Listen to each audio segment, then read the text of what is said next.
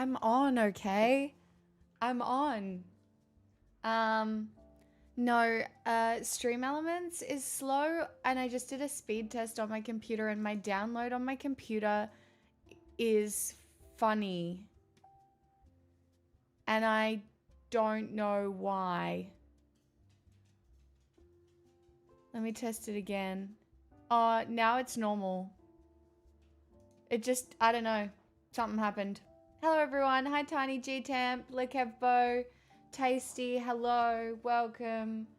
My god, Jorts. Hairless Kit Kat. Don't mind me, I'm just gonna lurk while I cry for no reason while eating an entire tub of ice cream or watching a movie just because I found out my wife cheated today. That's awful. I'm sorry, but you enjoy that. And if you want to talk about it, you can. I don't mind. That's really hard. Hello, a demon with an in. Hi, Satos. I'm sorry you had to wait seconds. That was rude of me. That was rude of me. Oh, another big day over here, but I have done it. I've done it, and we're here, and we're doing it, and I have fulfilled the schedule. Yes. And I have done so much work this week, but I'm really proud of myself, and it feels very meaningful, and that's good at least. Anyway, hi.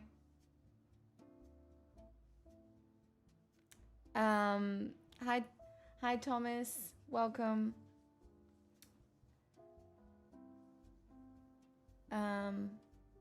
Schedule fulfilled, stream ended. I can end it at any time, and I've fulfilled my obligations. Phew. Phew. But I do need to do like some self-care tomorrow, because I feel myself like I am tired. I am sleepy. But that's okay, because that's the end of the week for you, you know? Cool. No work tomorrow. I'm not doing a social. I'm not doing a script. I'm not doing any filming. I'm not doing anything. Brutal Aussie stream regulation laws. These are just laws I impose upon myself in 2026 in an attempt to be a better person. But you know, whatever. I am more than my productivity. Right? Right? Right? Hi, Macas. But I was up 8 o'clock this morning doing work for free. But happy with it. And then I went op shopping with my friend who just got back from overseas, and I didn't buy anything. Nothing really, I didn't want anything, but I went. And then I drove my friend home, and I went to the grocer, and I went looking, and I was able to find gluten-free rice cakes, and gluten-free gochujang, and I am so happy with what I cooked today. It was really delicious, and that was a win. And all my washing is now done. The last load is just drying. So that's good. And then I'm set up for some rest. Well, not so much rest, but one day of rest, and then one event, and then one like happy thing that I'm going to tomorrow night that I booked ages ago, which should be quite fun. Hi Vegas, hi Vox, welcome on in. But yeah, I thought I'd start a little bit later tonight just to kind of roll into the evening, and because also I think I'll be able to sleep in the morning because I don't intend to do anything except read my book. It's gonna be good. It's gonna be good.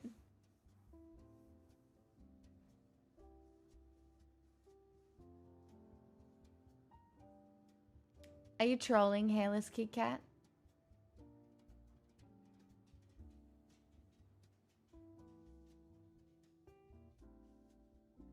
I don't understand. Hey Zap, hey Professor Fappington, hello. Welcome. I got a new bed and I'm happy with it. You're actually not trolling? Wait, how young are you? Are you... Or is this just something people do and that I've never done?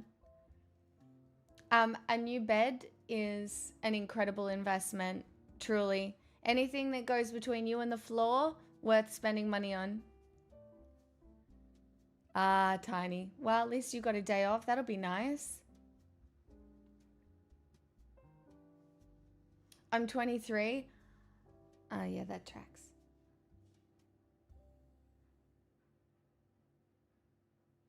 That tracks. That tracks. Heartbreak at 23 is brutal, especially when it's cheating. I'm sorry.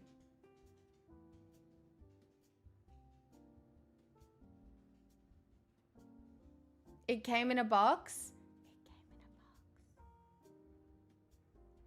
And did it explode out of the box or? Oh, it's the new bed, not a new mattress?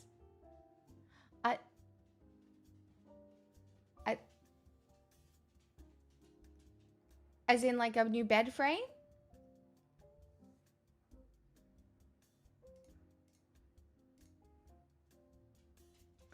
It knocked me over and I fell on the floor. I'm glad you've got the ice cream.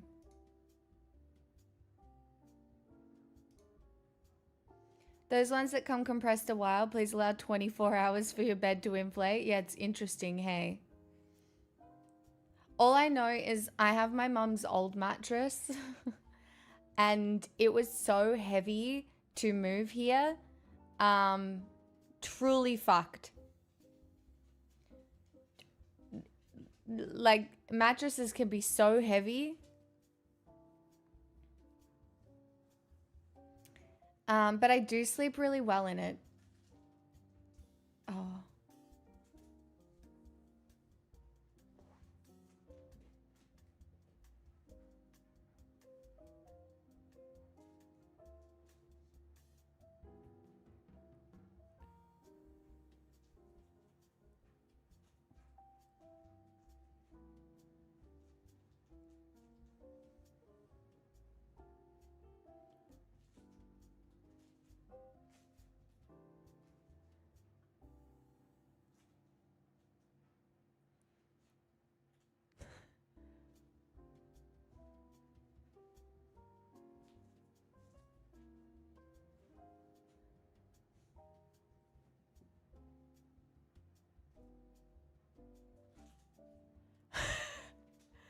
I love that she just buries it and then she's like, no, not good enough. Gonna try somewhere else. That really just, it's just not the spot. That's not the spot. You have a mattress from a box and it's the best mattress I've ever had. Hey, as long as you, I've heard good things about the mattresses in a box, so. Hi, Vic. Welcome on in, everybody. Happy Thursday. Just joined? What's going on? Jordanes, I literally just joined too. I just got here. I don't know what's going on. What's going on with you? I just got here. I haven't done anything yet. I don't even think I've been funny once yet. Stay tuned. Or not. Honestly, I can't guarantee anything. Hi, Soon. Welcome on in. Hello. Chat. Joe and I recorded Girl Dozer last night. It was fun. We even recorded exclusive content as well. Truly. And we realized we're only going to get better at it again. We're only going to get better at it again. And it was fun. I may have said some things that could get me cancelled. So I'm going to need you to get ready to defend me. I didn't. I don't think, but I expect it. Yeah, you're probably not funny. Well, that's okay. You have free will and you're allowed to leave. That is an option for you. If you don't, like the content, it's okay. I'm not gonna come after you or anything for leaving once you realize I'm not funny. It's fine. You know. You're slightly drunk on a Thursday? Man, 2026, anything kind of goes really at this point. But that's nice. I'm not. I'm going to try not to have anything to drink today, but I am going to have a crisp Coke Zero after I finish my water because I'm dehydrated.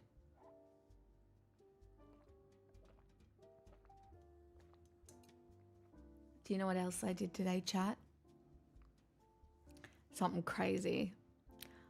I have an old pan that had some baked on grease on it from, I don't know, cooking exorbitant amounts of nuggets.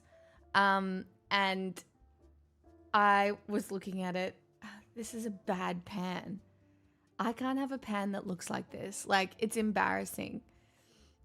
So I put a paste of baking soda and vinegar on it and I let it sit for most of the day. And then I scrubbed. I scrubbed and I scrubbed and I reckon I got the first layer off and now it's in the sink soaking in hot soapy water. And I'll do it again tonight. And then I reckon it'll be back as good as new, you know? Diet Cherry Coke? That sounds nice. Hi, Jas. No.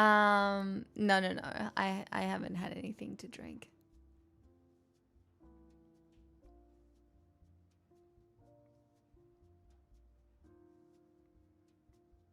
Looking schmick in no time with a good soak. I think I got it.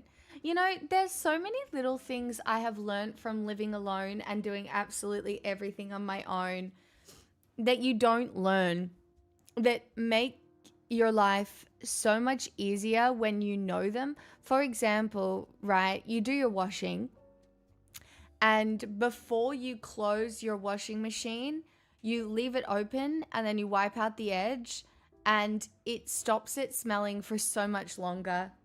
Like, because you know how you're supposed to wash your washing machine at least once every 6 months or so?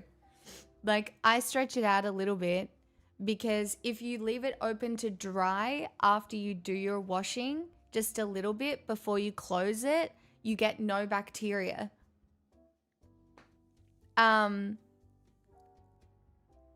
That trick also works when you're depressed and you can't scrub your shower for a few months.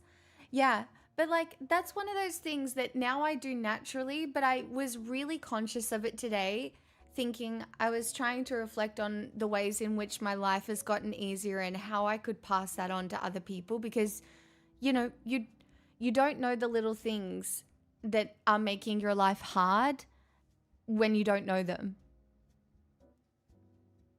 Well, you do close your washing machine after you've left it open to dry, right? Because it can still like smell. But like you can close it, but you have to let it dry first. But it's just really good for the bacteria.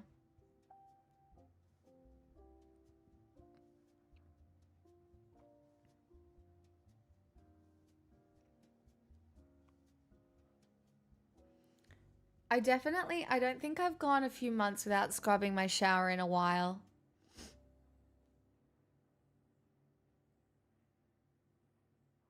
Hey, Blue. Hey, Clunt.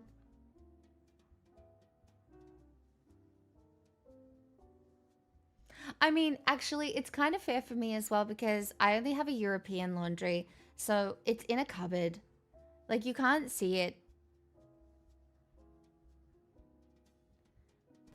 Oh no, but Sublime, I was left in the dark ages without helpful tips for so long. Like even some of the helpful tips to do with cleaning, I've learned off TikTok. not by any person who ever taught me. Like, you just don't know what you don't know until someone points out something that could make your life just so much easier.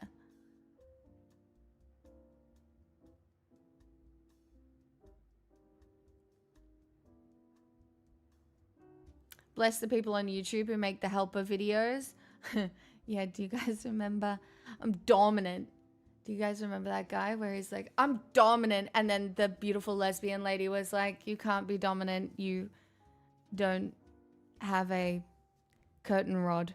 And then she proceeded to show him how to install a curtain rod. God, that was such a beautiful moment on the internet. It was such a beautiful moment on the internet. And I've never forgotten it. You know, that sits in my brain forever.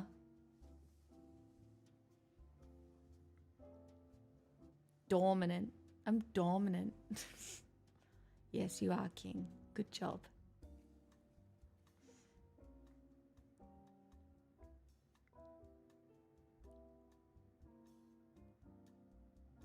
This conversation has reminded me I have clothes in the washer. I should move to the dryer. How long have they been there? If they smell, run it again. Just in a little rinse wash.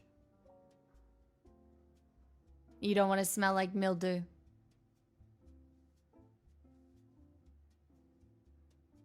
Like 30 minutes? Oh, it should be fine then. Hey, Shaky. Jorts, I don't think I've ever used the microwave as a dryer, but thank you so much. I'm not that messy. I'm just checking. I like to tell everybody because they don't know. What if I like the smell of mildew? No, it's like a damp, moldy smell, and it makes people judge you, even if they say they're not in real life. And like, sure, you can not give a fuck, but I don't know. I think it's worth one of those things worth doing. 3 hours is a little long, I think, Shaky. They will smell like mildew. But you can run it just a rinse cycle and it should fix it. You don't want to smell like mold? That's the thing. Our human bodies are designed to be like, that's not right. Like, our brains pick up on things that are like, hold on a minute. No, that's not right.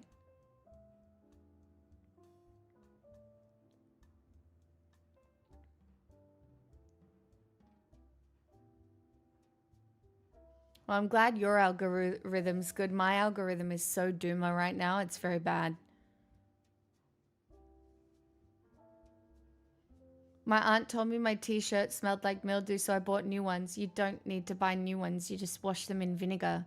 You can do a little vinegar, or there's stuff you can do to get the smell out. It's really easy just to get the smell out. But it's always nice if someone tells you.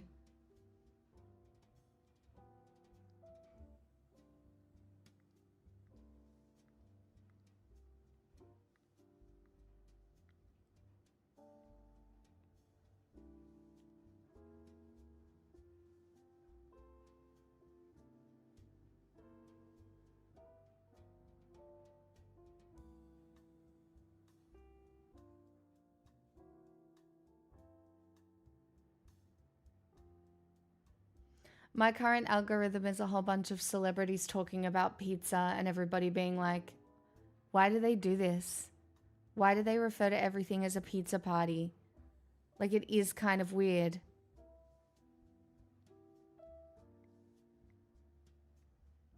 I need clarification.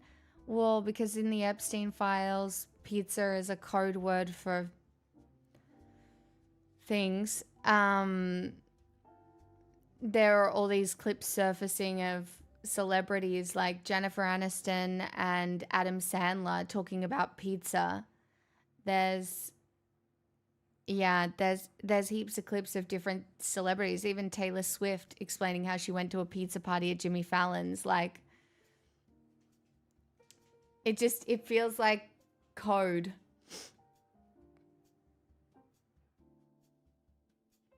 You can put it in the detergent tray, but I usually just put it in with the clothes. It's just like a little cup. You don't need much. I honestly don't know how we move past this as a society. I don't think we do. That's why tonight I really want to focus on emotional regulation, and I,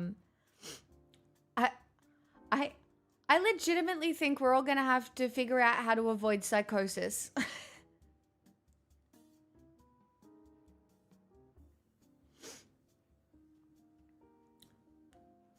Truly, I actually think the way you move forward in this world at the moment is you need emotional regulation, and you have to do what you can to avoid psychosis, and it involves disconnecting, it involves going outside, it involves, having trusted sources, it involves reading, it involves doing things that are offline. Oh,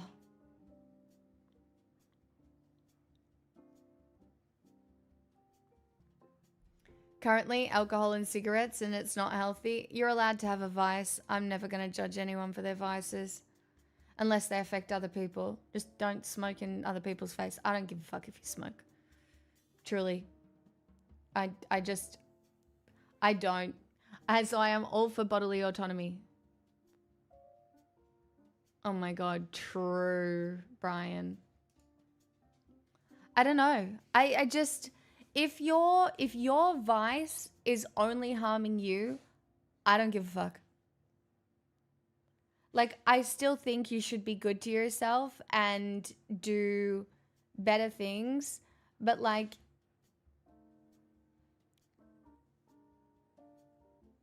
you know, I believe in bodily autonomy and it is your choice, but like, if you're drinking alcohol will result in you being a problem for other people, then I think it's a problem. But if you're just having a couple of beers on your own as a vice, I don't care. I am not going to moralize drinking. I'm not going to moralize smoking. I th- when these people might be eating babies, I think it's okay. Like, I think it's okay.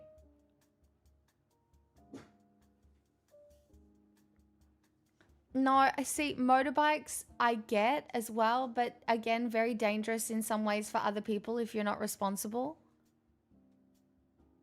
I exercise and eat well and look after my kids, but it's not cutting it. No, I mean, that's good. Maybe you just need, I don't know, chat. I'm a bit, I think this is the tiny little hedonist in me. Like, my absurdism really, at certain points in the week, teeters on hedonism just through things like food and whatever other things. But I think it's kind of important. I don't know, pick a vice, have a vice. I don't care what it is. If it's just laying in bed watching TV, sure. But like, then pick yourself back up and do whatever you need to do. The whole block of pepper jack cheese? I hope so, this word.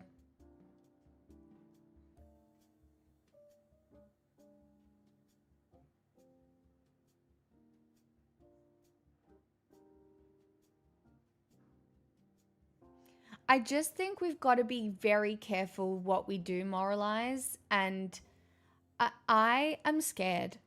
I am scared most of the time. I think that the world is coming for women's financial autonomy. At least the Heritage Foundation is. And disturbing scenes in Australia where One Nation is getting a media push. It is so manufactured, in my opinion. Um, we now have what? The Labour Party versus One Nation? Are you kidding me? Like, it feels manufactured to me. I like watching the Liberal and the Nationals fall apart, and then One Nation just get this huge boost in national coverage and polling coverage, and Pauline Hanson being back in the mix. I am so concerned, and especially off the back of a rate rise, which no one understands, and they just go, well, fuck, now I can't afford my mortgage even more. One Nation is Pauline Hanson, and it's very racist. It's very anti-immigration. It's very populism. It's very nationalist. It's very, and it's going to resonate with a lot of people in Australia. They, you know, they've been awful to Asian people in the past, awful to Muslims. Yeah, it's just their treatment of indigenous populations is horrific. It's just, yeah.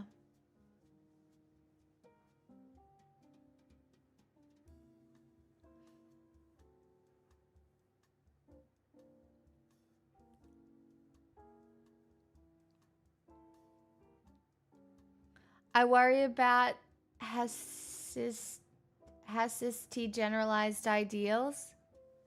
What do you mean?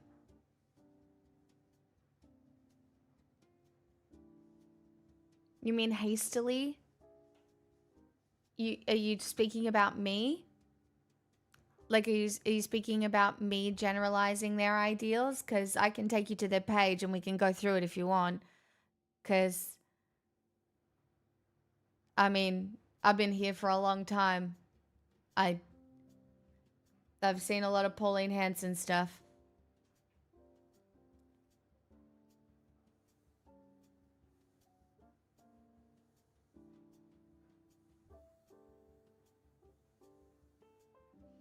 I had a mining taxing radio. Look, a lot of rumors are coming out about this little next budget that the rumors have started.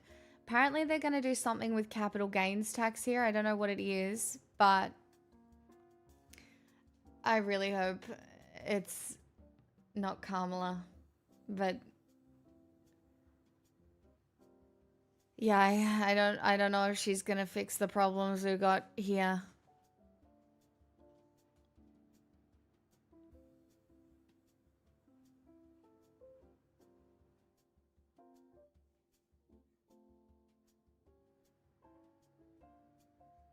The more we generalize the effort of a collective effort, we also stigmatize the individuals as clones.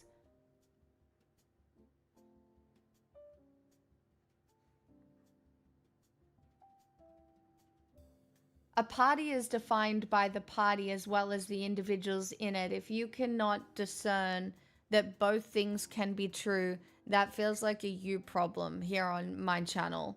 Like, we can talk about it, but what?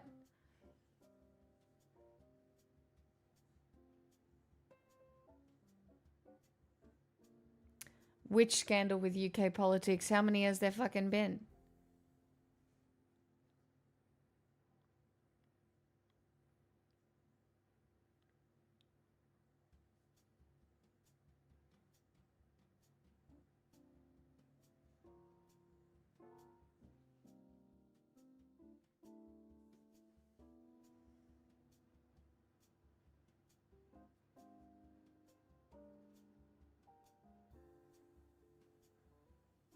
I mean, I saved you a new video today, so yeah, I can show you it right now if we're gonna do this. Thanks for the follows. Mandelson selling secrets to Epstein. Just add it to the fucking list.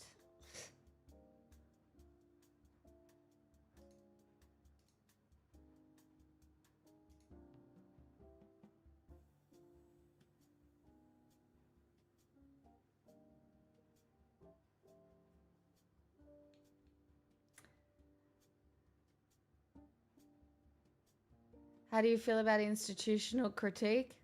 Pretty good about it. I think we should critique institutions.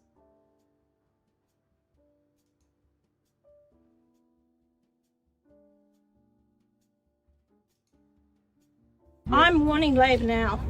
You're on notice. We are coming for your seats. We don't have opposition in this country, in the state at all. And to get good government for the people. Thank you for the raid. Thank you so much. This is One Nation. They're getting a fucking huge media push at the moment. It's concerning. You must have good opposition. For 3 decades, she's been advocating the same course, the right course for Australia. She's saying there is something wrong with the legacy political system, and yet all the problems we face are a result of the decades of the two-party duopoly which have been more entrenched about looking after their own survival than the betterment of the voters who put them there. How many can you win, and do you believe you'll outrank the Liberal Party in terms of seat numbers after the election? It's a really good question, Paul. We're going to contest every seat. We're going to have a full ticket in the upper house. We're going to work very... Do you know how much money this costs? It's a lot. Where did this money come from? Do you know how much it costs to run a candidate in every seat? It's a lot. Where is this money coming from? hard for our candidates, and I hope they're all rewarded, to be honest. I'd love to be the official opposition in this state, but you know what, even if we don't have the most numbers of seats, I can promise you we will have the strongest and most effective voice. If you want more crime, more social dislocation, higher fees and higher charges, bigger government infringing upon all of your freedoms and liberties. Look at all of these things. It's there. We're just 2 seconds behind Trump. Big government. Big government. This is where Australia is different to the UK, because we are so intertwined with America in a way that's just absolutely fucked in like a social way, because we obviously have the Westminster government system, but a lot of our political understandings come straight out of America. Well, you'll keep feeding the legacy party system. But if you want a more affordable cost of living, a safer place to raise your family, to build your business, if you want hope and optimism for the future, well, One Nation is your only option. Now, anyway, I'm showing you this. I don't want to platform it all that much, but I'm showing you this because in wider Australian society, this is being pushed on media. And it's frustrating. Hello, Ayla. Welcome. Anybody else who has just joined us? Hi, Shirt Post. Holding over YouTube over there. You're doing great. Negotiate, welcome. People won't know better. Cost of living is fucked here. People will not know better. With a rate rise and already a cost of living crisis. Also, we've got to talk about how what happened when interest rates went down is a lot of people were enticed into first home ownership, right? So they were enticed into buying a house. And now rate rises have gone up. It's going to be so difficult for those people who might have just bought, who only just got to be able to afford a house. We are definitely in a mess. No, of course Australia is up there, Zombie, because you know, a lot of our media comes straight out of the US. It's very intertwined.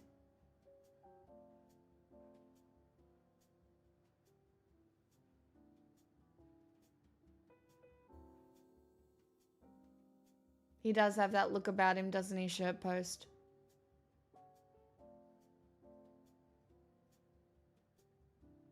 And Vox, the problem is it will work here.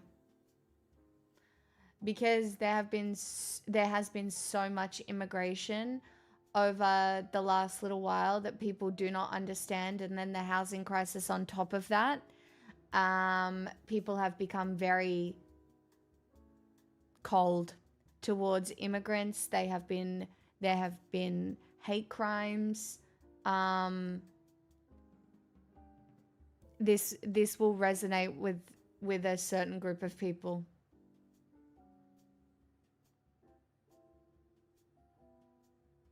A lot of people aren't choosing One Nation. They're protesting Labor and Liberal, and that's almost just as bad. But this is what I mean. The whole system is just a bit broken at this point because of so much lobbying and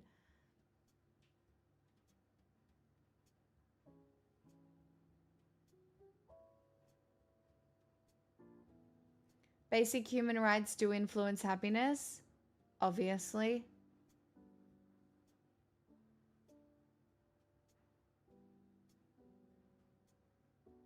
I'm tired, Buzz. Well, let me give you some energy.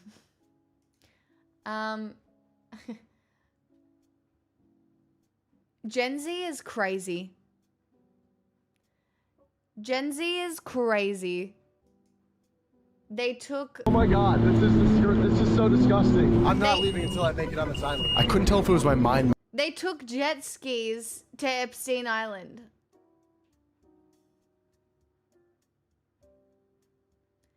They took jet skis to Epstein Island. Messing with me or not, but the vibes outside of this place were extremely dark and something didn't feel right. There's rocks blocking every beach. It appears we're having a little bit of a standoff with the security. Right there, they're on their golf cart, patrolling this whole entire island. Guards are up on that hill right there. As I keep driving around the island, the security does not leave me alone. We're on the radio right now. And as I drove around the island, the tour guide ended up leaving us, so we had a limited amount of time before he realized we weren't following him, where we could try and get on the island. Are they leaving? Bro, we should go on. We're going in straight at them. People. And the second I got close to the island, the tour guide tried telling me I had to leave. There's people taking pictures on the island. Who are these people, bro? What do you know? Is that Epstein? There's people. Unironically, These people, bro. it's not, but like, lol. What do you know? Is that Epstein? There's people on the island right now taking Like even the Zoom. photos of us. No. Is that Epstein? There's people on the island right now taking photos of us. I just want to talk and see what's happening. Question. Excuse me. Excuse me. What's going on now? What's happening on the island now? Oh my god, this Anyway, not Gen Z taking their jet skis and their fucking phones out to the island. Crazy.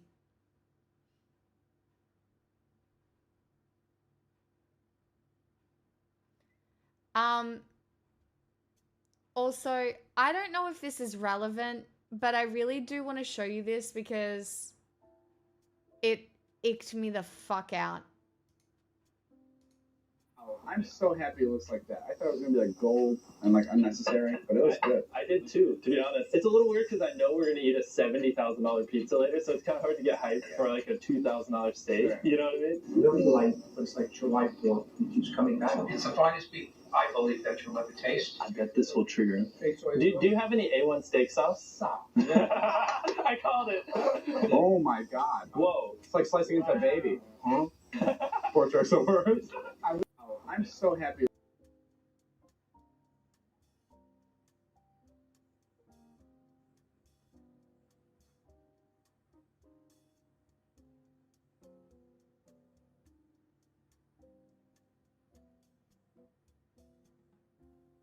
I know it's meaningless, but it just felt icky.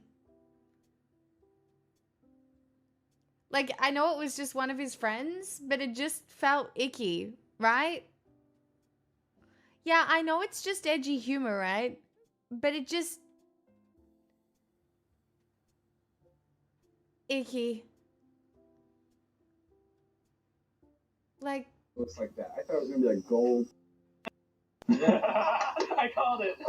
Oh my god. Whoa. It's like slicing into a baby. Huh? Poor choice. Like, who says that?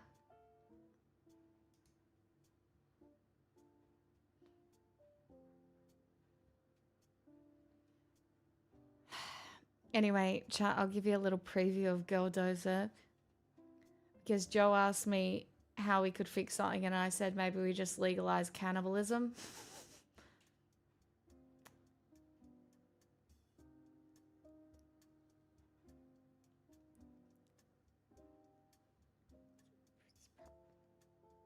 It's probably not gonna fix anything. Not the we're not having the ethical cannibalism conversation. I know it's a thing. I know it's a thing. But like, why are these celebrities so weird? You notice the difference Oh, wait, between hold on. the male Hold on. This is the other conversation I wanted to have tonight. I didn't save the other video, did I? No, I didn't. The other conversation I wanted to have tonight, because obviously we have watched so much of this show in Discord, right? Contestants and the female contestants on the show a lot. I actually want to put forward an argument that this show is slowly but surely dismantling the patriarchy, one man at a time. Now, apart from the obvious risks on the show, which include, you know, getting really sick and vomiting up blood, being chased by a grizzly bear, you know, maybe using an axe on yourself accidentally, falling on your arrow, piercing your leg, you know, getting a fish hook in your hand, those things, those are fun too. Losing your ferro rod, not being able to make a fire. But it seems the biggest risk for the men on Alone is their feelings. The contestants who are women will be resilient. They will push through things. They will miss their family, but they'll push through. They'll, you know, hunt a warthog. They might miss one, but they're like, that's okay. I need to try better. I just need to be positive. All these women are just like, I just need to be one with nature, you know. The men, however, on the other hand, start off being like, I need to create a legacy for my children. Yeah, it's so funny. Like, it's a very colonialist approach in some ways to Alone. Some of the men show where it's like they want to dominate the environment rather than exist with it, like Indigenous populations. I don't want to go home because I don't want my wife to not think that I'm her hero. So we start on this foundation of patriarchy, of this misogynistic idea of like, if I can survive this, I am a real... But slowly and surely, they are alone with their mind and their feelings. And that's when the real trouble starts. There are men who go on this show who their father died just before they got there and they haven't dealt with it. There are men who are like, my child has really big feelings, really big emotions, and I don't know how to handle it because I was taught to just push it down. So I tell him to push it down and I can't deal with this. There are men who are like, I'm just having these really dark thoughts being out here by myself. Like, I'm having this time to sit and just think. I think it's probably a human and it's like, thing, Tiny. all those walls, all those barriers, all those things, that shield that stays up all day long and when it's pulled down, the feelings flood in. The biggest risk to the men on Alone? Depression. Because they don't realize that they have been filling their life with all these things to distract them. They've been pushing it down, and as soon as they are alone with themselves in the wilderness, could be for 4 days, could be for 8 days, could be for 183 days. I think a lot of men are afraid of talking about their emotions because they feel like once they do, the floodgates will open and it can be too much to deal with. I don't know. I'm not like, we're not about to have this conversation for me to attack you. You know, I'm not attacking the men in my chat or anything like that. I'm having the conversation so that we can have the conversation. It comes out. And there are men, multiple men on this show, tapping out simply because... That's my cat trying to... Wilbur, he's trying to get... There are men on this show tapping out because they're having intrusive thoughts. But it's not happening to the women. And I think it's a product of our society that these men are not realizing that the thing that's going to take them down is their own emotions. What do you... I mean, women have definitely left the show feeling homesick as well, right?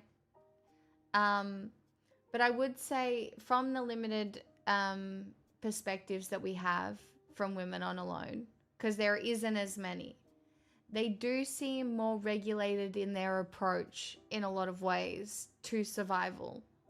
It's a different kind of regulation that they...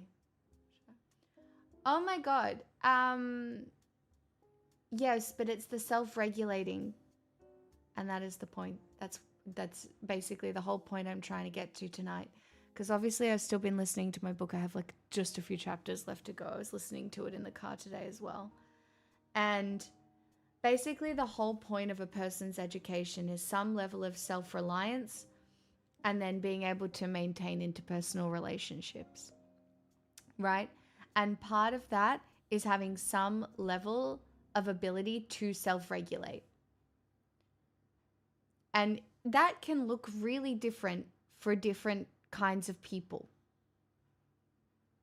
It really can. It can look very different. Like, we have seen really strong men on alone who have survived incredibly tough situations without tapping out. And they are the ones that are able to regulate their emotions through the experience.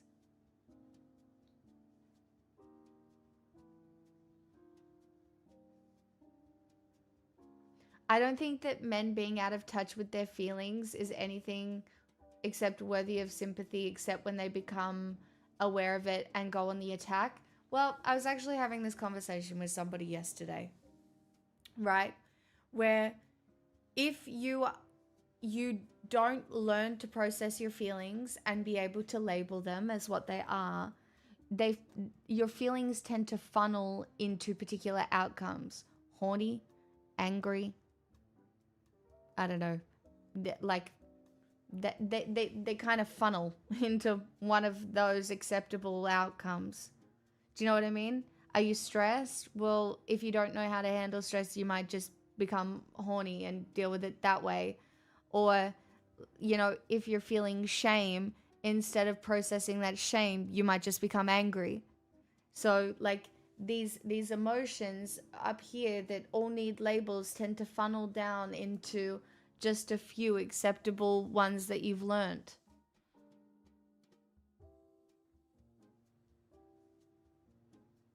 I just eat. Okay, I'm gonna be very clear. Eating as emotional regulation is absolutely a thing, and it is absolutely a trap.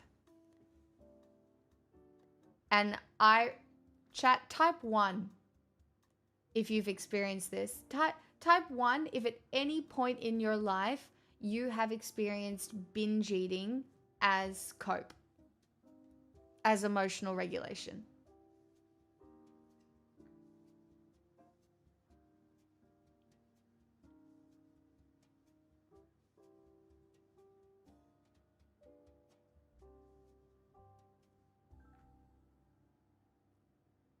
See, you're not weird. You're not weird. You're not weird. Even the guy that came in at the start, you know, who just got cheated on, is doing it right now. Because sometimes if you don't know what to do with your emotions and you need to feel good, you use food. And food is a dangerous one because it sets you up on a spiral that feels uncontrollable. Because it doesn't make you feel good after, and then all of a sudden you're stuck in a shame spiral. You know, because then it either affects your body or it affects your mood, and then all of a sudden you're like, fuck, I'm a piece of shit. And then all of a sudden, guess what? You're sad again, you feel shame again, and then what have you got to do? You need to emotionally regulate with food. And so it is a shame spiral that people get trapped in, and it's really hard. It is possible to change. Ask me how I know.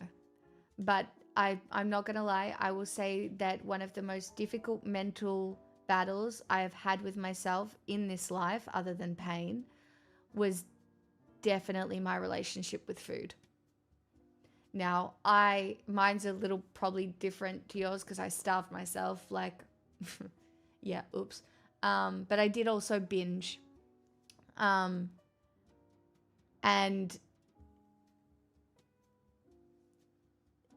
it's hard because food is the one thing you can't ever get away from, you know? Also, hi, Trier. I have never drunk to cope with anything. Thanks for coming to my TED Talk.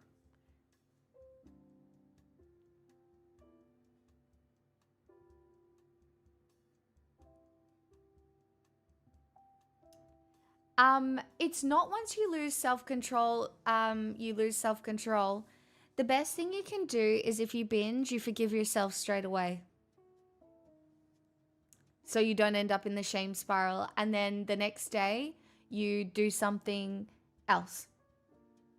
And you don't beat yourself up about it. And you don't do the thing where you go, oh, I'll start next week. Oh, I'll start next month.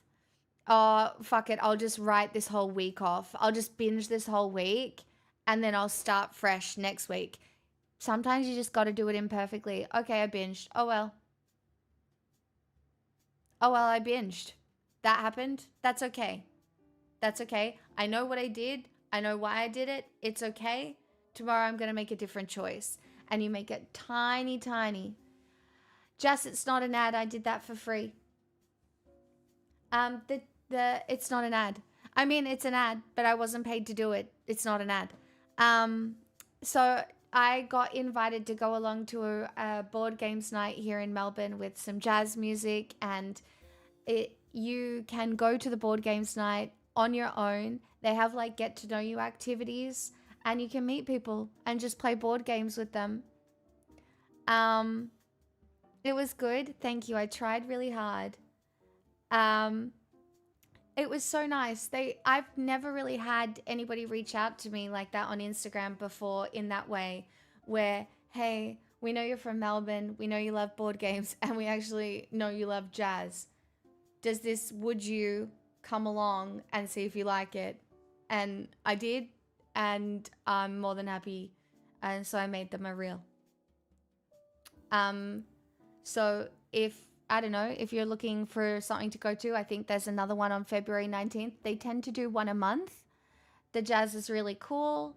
You know, there's activities where you can sit down at a table and you can just like get to know people. One girl did try to sell me an MLM, but it was kind of funny and entertaining. But yeah, it was really cool. There were lots of cool people there. There was actually a really good mix of men and women and just cool people as well. And it's in Fitzroy, so it's pretty central. So I don't know if you're feeling brave and in Melbourne and up to leaving the house. The game that I played, I can't even remember what it was called, but basically you get 4 mental illnesses to start with and you have to cure them. I got madness. I don't know, but it's a game where you get like mental illness and then you have to cure them. It was actually pretty funny. The game of life. I don't know what it was called. It was pretty fun. It's a card game. It was fun.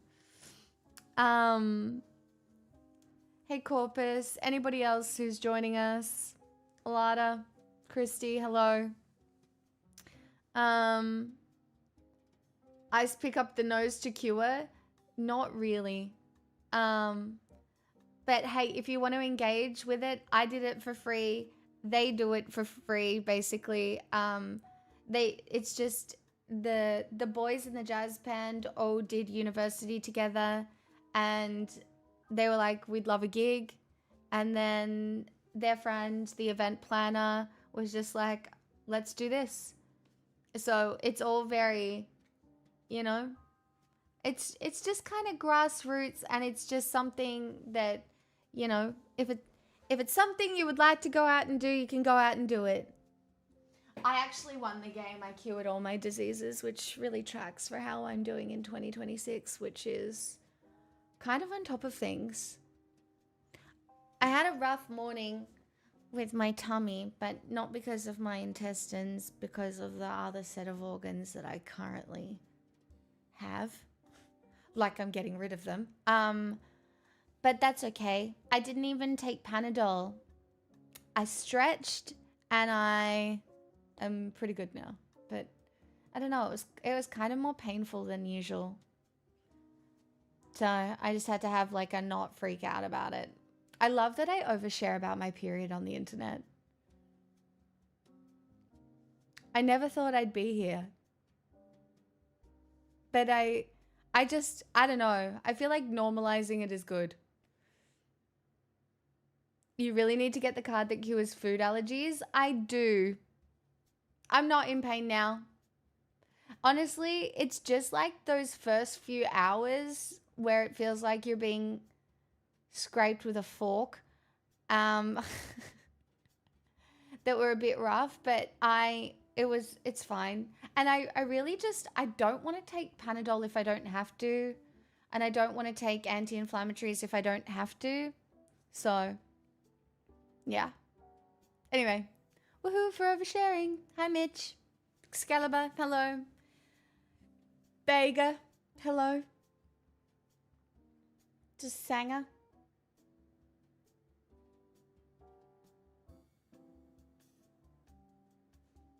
Oh, I got madness, impotence,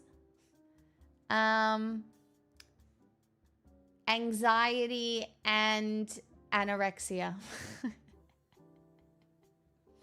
But unfortunately, you could only cure anorexia with therapy, and there wasn't that many therapy cards, so I had to be a little tricky to get myself a therapy card for the anorexia. Because that's the only way you could cure it.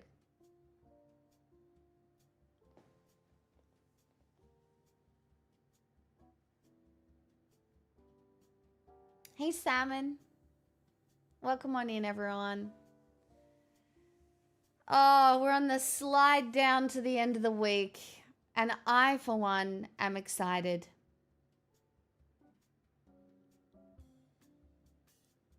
Actually, no, there's this terrible show I watch called Vanderpump Rules just to keep an eye on the Gen Zs and be able to talk to my sisters about it. And there's a guy on there at the moment who is absolutely crazy in the head, but he's really vocal about having to use Viagra because he got shot. And so he can't get hard without using Viagra. And he spoke really openly about it in an interview on the show. And I was like, oh, that's good for, I guess, normalizing it in a way. Like, he was just like, hey, and he said to the girl, he's like, hey, I just need to let you know that I use Viagra because, you know, I got shot and I can't do it without it. So it's interesting. Hi, Ablin. I didn't put snail mucus on today because I put on sunscreen, because even though it wasn't that hot, the UV felt hot. The sun felt hot today, even though it wasn't that hot. Melbourneites, do we agree? Hello, Brat Winter. Lol. Brat Winter as opposed to Brat Summer.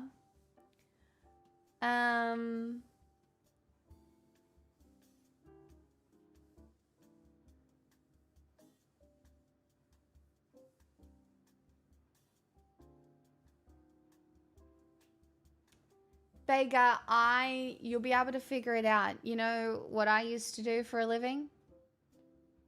I used to look after kids in the morning. I used to get up and be there at 6 a.m. and then I would work until 9 a.m. when the kids went off to school. And then I would have 6 hours to myself and go home, study, do uni, cook, clean, whatever else. And then I would come back at 3 o'clock and I would work until 6 o'clock. Now, I'm not saying that there isn't like, there's a nanny out there that would do that, but I am going to say it sucked. That was not a fun job. I mean, it was a fun job. The kids were great, but a split shift is hard. But I did do it. It's how I got through university.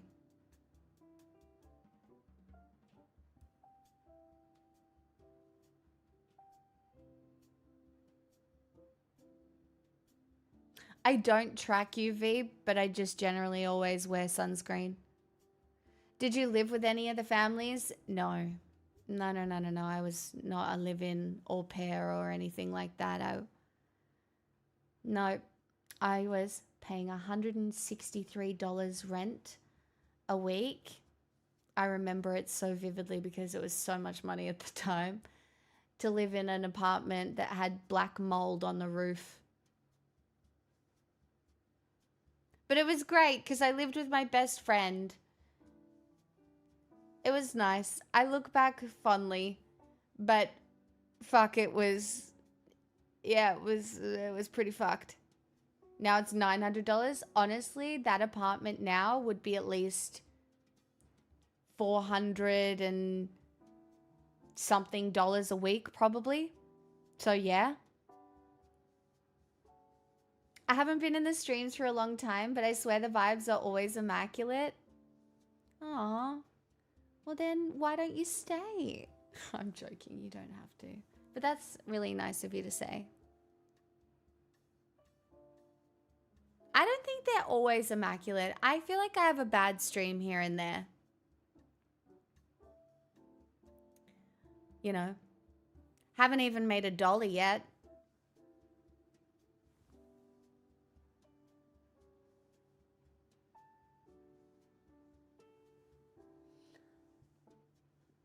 Mold I do not sit well with. Well, I tried to clean it, but it just never left. It just never left. That's the problem. Positive vibes means no money. Gotta doom a grift. No, I don't wanna. No sub goal, no worries. That's because no one's subscribed yet. No one has even resubscribed yet. Everybody forgot.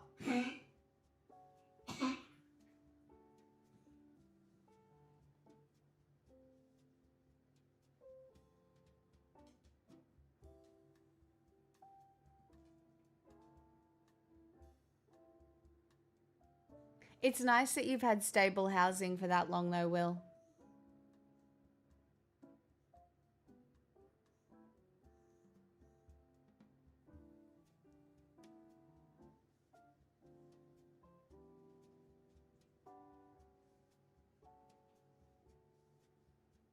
Hey, Ruggers. Hey, my feet are nice. Don't threaten chat with ugly feet. My feet are nice-ish.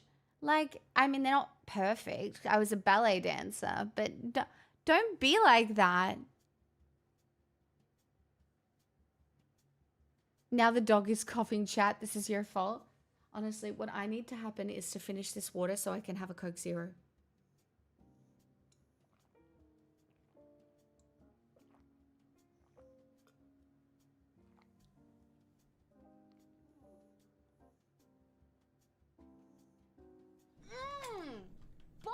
Oh, Vituperate, gifted that's a tier wholesome. 1 sub to Will Gale. They have given 38 gift subs in the channel. Hey, we're on the board. We're on the fucking board, chat. Vituperate, you're my hero. Thank you. You know what I'm gonna do? I'm gonna fold some towels. That's right. Get ready for some really sexy content. I'm gonna fold some towels. Well, be upset about the olive oil.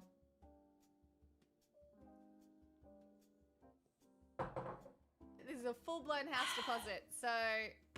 Oh man, that's lengthy.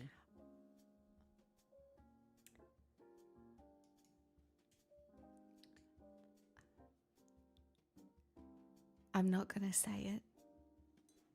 You know what I was gonna say, right? I'm not gonna say it. Hazel, thanks for the 58 months, though.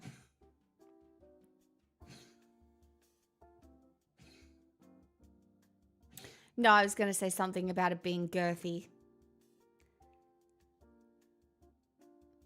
Turns out I did say it. I mean, it's not my fault. The setup was there. The setup was there. It's not my fault. But it is a long time, Hazel. Thank you so much.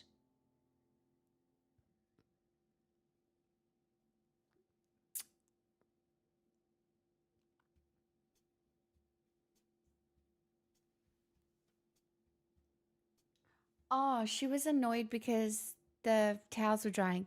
You'll have to tell us, Pix, what you were going to say. Maybe when I come back and I've made $1 million after getting myself a Coke Zero. Fulfill the obligations. I'm joking. I just need a drink.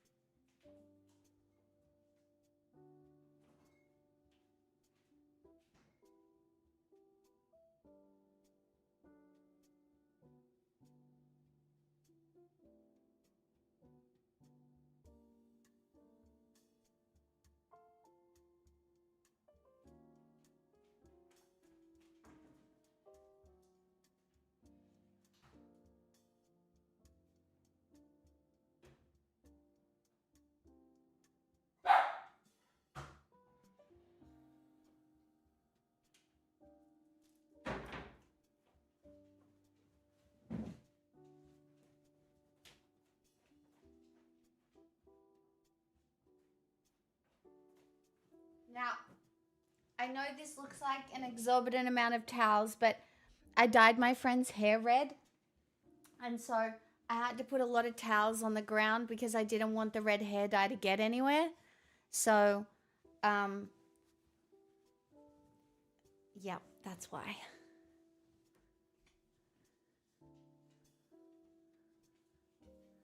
Can I ask a dumb question? Why are feet so desirable? I don't know. You'd have to ask the feet people. I think there's lots of reasons people like feet, right? The same reason people like anything. You know? Sometimes it can just be because it's like a little bit taboo. Sometimes there can be a weird wiring in your brain. Because I'm pretty sure like the bit that controls sexual attraction is like quite close to the feet center. Sometimes they get mixed up, I think, psychologically. Sometimes it can just be like a power thing. I wouldn't know.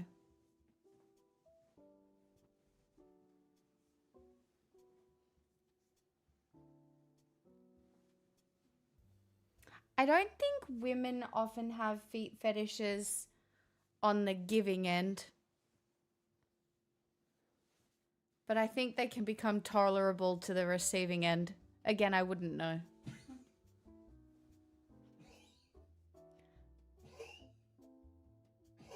Looked back in the VOD to see what was discussed. No wine for you tonight. Why no wine for me?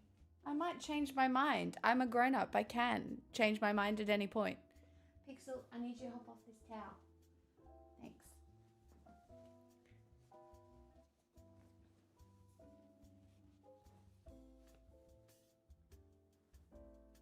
No, I think it's more common in men because women are more objectified as well, would be my guess. So women don't generally objectify men in the same way. Do you know what I mean? Like women have been objectified in the way for much longer. Hi, Classy. You have a gunshot wound in your foot? God. Man, the feet injuries in this community, they go on and on. Between Strawman not having a toe, me doing ballet and having arthritis, and now you with the gunshot? Who knew? You shot yourself by accident? Wow.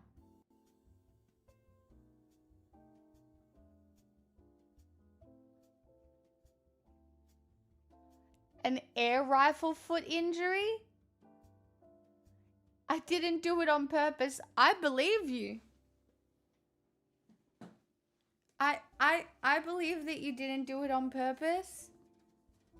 That's so funny though.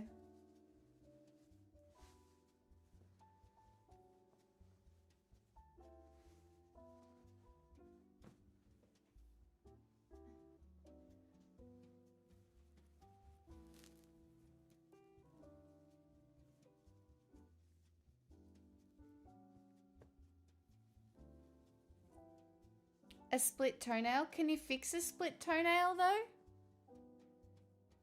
You didn't feel it? It just felt wet? That's interesting.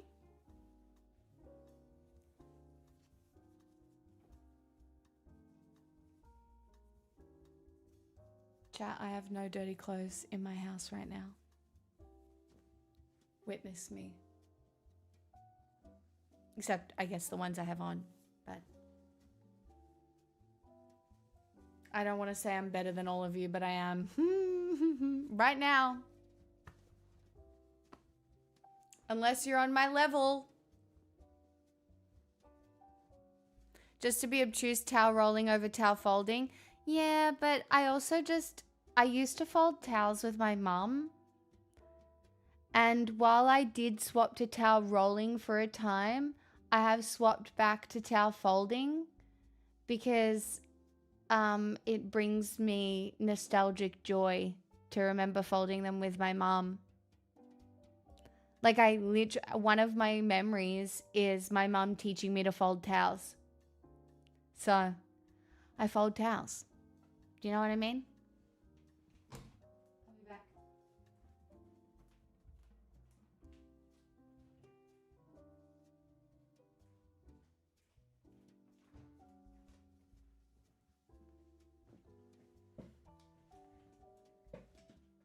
Like, it's one of those things where I could probably be more efficient if I wanted to be. But, eh.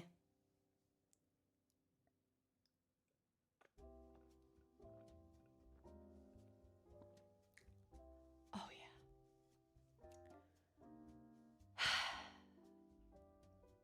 yeah. Poison.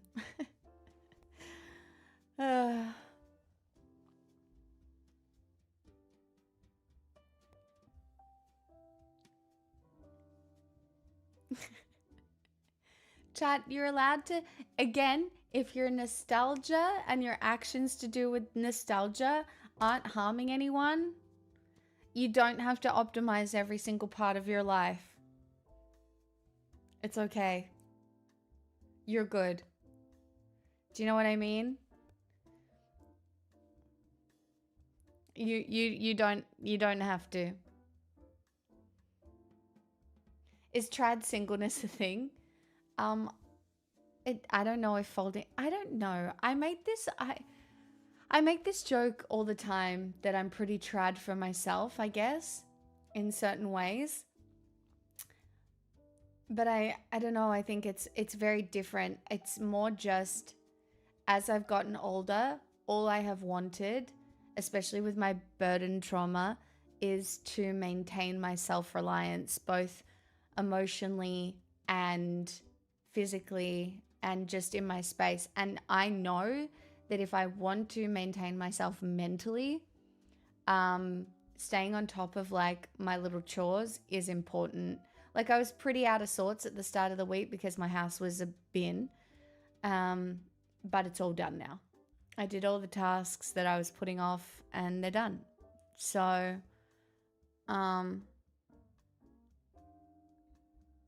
it's just now tomorrow, because all my tasks are done. Do you know how good reading my book's gonna feel, bitches? It's gonna feel so fucking good. I'm gonna be able to read because I have no tasks. I have a hair in my eye. There we go. Peeling carrots is one of mine. Used to be my job. I love peeling a carrot. It's my favorite thing to peel, Vox, because you can just go like this, right? I don't like peeling a potato as much because peeling a potato is a more difficult thing, but peeling a carrot with a vegetable peeler, that is a very satisfying activity. 10 out of 10, absolutely agree. Thomas, sometimes sitting down and reading a book feels painful to me too, but I'm fighting for it. I'm fighting for it. I love watching TV. You know, I love a scroll as much as the next person, and I'm not reading to be aesthetic. Even though the pile of books in my background would suggest otherwise. I'm reading because I want my brain to be able to function. I don't know if it does, you know? I can't imagine what being a streamer has done to my brain. I'm sure it's done a lot of things, but I'm really fighting for my ability to read at the moment. I'm reading The Will of the Many by James Islington. If you'd like to get on board and read it too, you'll probably beat me. But if you are a reader and you would like to read it, there is a book club chat in Discord where you'll be able to discuss it.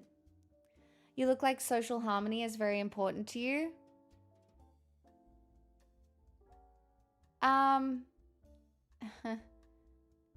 Yes and no. In an ideal world, yes, but like right now, I don't think we should be necessarily, I don't know if we can have social harmony when some of the stuff is going on, but as an ideal and in my own life, I absolutely aim for some level of social harmony. You look like you have high estrogen. Thank you.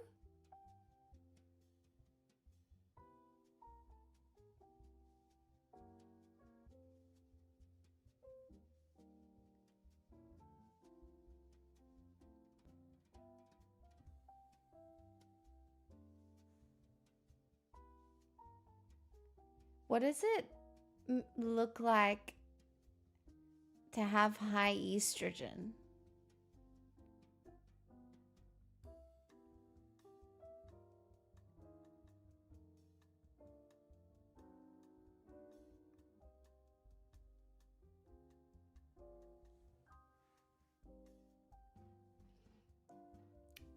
No, but like, what does that look like?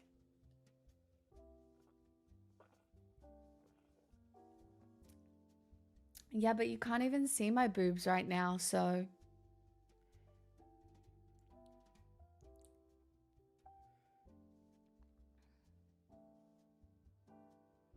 Do you know, I will, when the time comes, I will go on Your Vibe is Cozy, It's Estrogenic.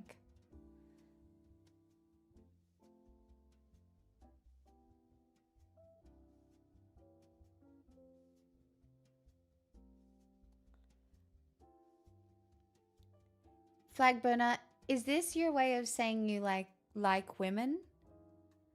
Because if it is, I'm okay with it. But I don't. But when I like men, of course.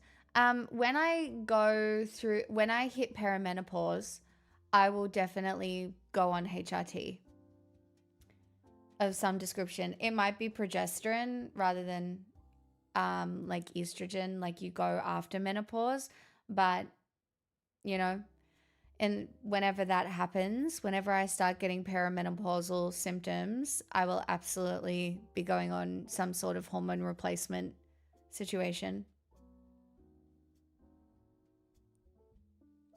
My brain imagining chuds assumed they were making some kind of trans comment. What, like that would be an insult?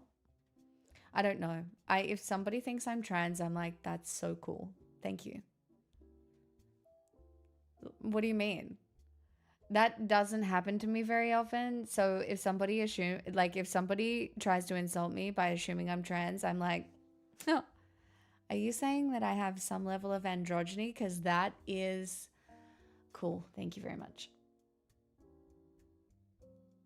Hi, Louie. Good evening.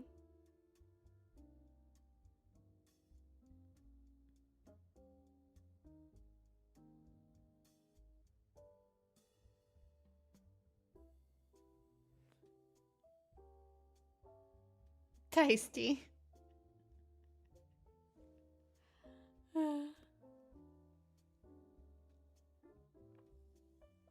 You finished it? Yeah. It is a very good piece of television.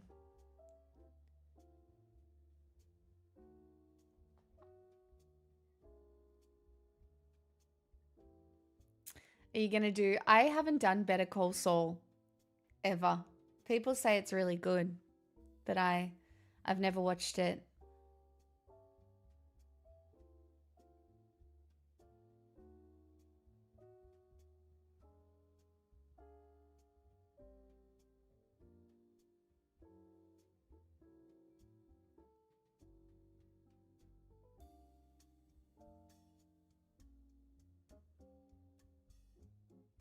You're doing the film first? There was a film? There was a film? I didn't even know there was a film. Thanks for the follows, by the way.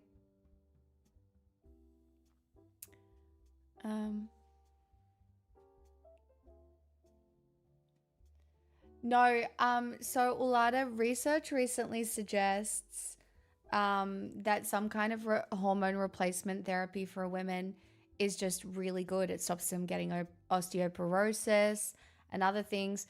The only thing that I do not have in my current lifestyle that I need to have in the next few years is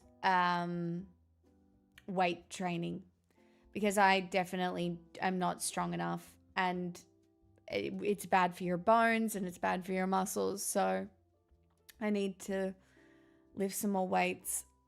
I enjoy this stream, but I'm disgusted at the thought of being a simp. Why?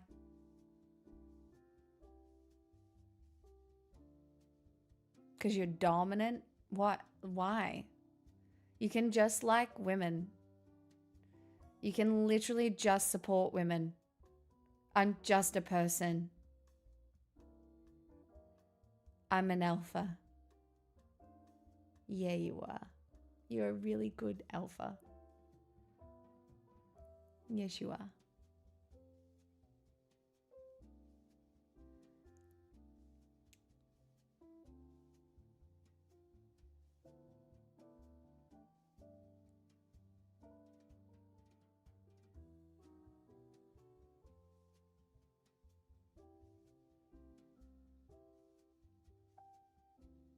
I think it's because people think that using weights would build like insane muscle. It doesn't. It's for strength. I'm not going to be a bodybuilder. I did my bodybuilding in my fucking teens when I was dancing 8 hours a day. All right? I had a six-pack for like between the ages of 15 and 19. I had a full-blown six-pack, okay? I don't need to.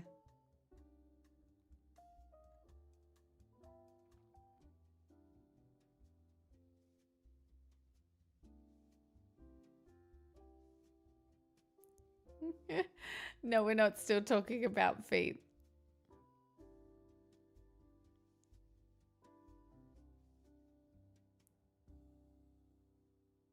A six-pack of wine? No, that's the six-pack I have these days. I hate riding a bike. Brian, I'm going to be very clear with everybody. I hate riding bikes. I will never ride bikes. I will never ride a bike for exercise. It's not my thing. I hate riding bikes.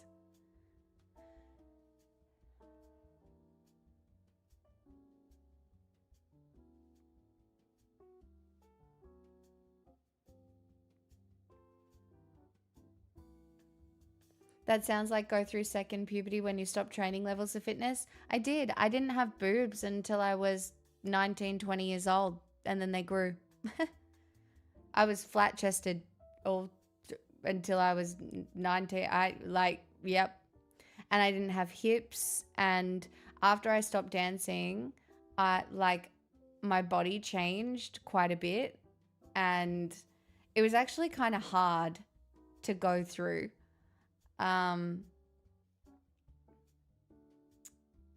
But yeah, no, my body changed a lot when I quit dancing.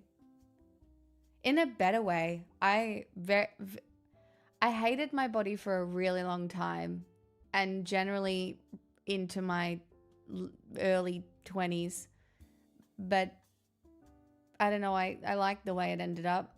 And then it's been pretty similar ever since. I'm not mad about it now. Ruggers.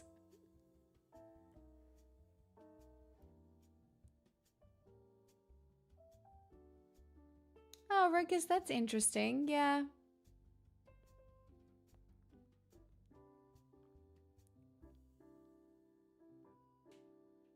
So did dancing stunt something to an extent? I think dancing stunted everything. For me. social skills, definitely like my body growth,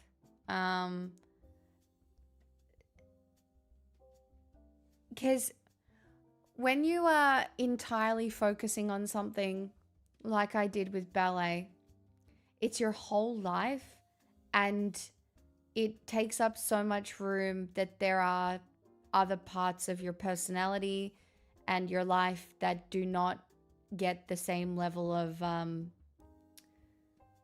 improvement or focus.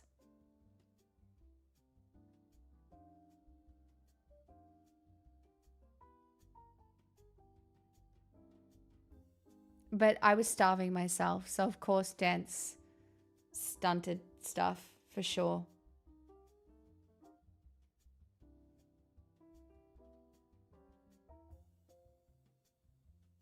Yeah, it was a big change. It was definitely a big change when I quit. But it's been years and years and years and years and years and years and years now. And do you know what? It's so funny. The only time I ever feel like dancing is around my house, and I don't even have to do it well. Like I don't feel like I want to do a ballet class. I don't feel like I don't miss that version of myself at all, really. I feel like there's more likely a time that I miss this version of myself than I would ever have missed that version. Guys, I couldn't look at people in the eyes. I spent all day looking at myself in the mirror, critiquing my body and how imperfect I was doing things and how imperfect I was. And it was an incredibly, I don't know, looking back, it just doesn't feel fun. Like, and then, to have a Russian ballet teacher tell me to lose 4 kilos and take up smoking so I would stay skinny, and there's so many parts of it I remember. Like even the competition between my friends and I, there was always that underlying competitiveness in every relationship I had. And also it was hard. Like, what do you mean I got up at 6 o'clock in the morning? I was on a train by 7:30. I was I was at my ballet studio by 9. Then I was dancing for 6 hours. Then I caught a train home and I was doing schoolwork on the train. And then I went to ballet for another 2 hours at nighttime. And then I would come home at like 9 o'clock, eat dinner, do the dailies on Neopets, and then do it all again. Like, are you fucking kidding? Where the fuck did I find the energy? Because it certainly wasn't food, because I wasn't eating any. Like, I don't know what I was doing. And then, do you know what? I was obsessed with Audrey Hepburn at the time. And I would just, I'd buy Audrey Hepburn memorabilia.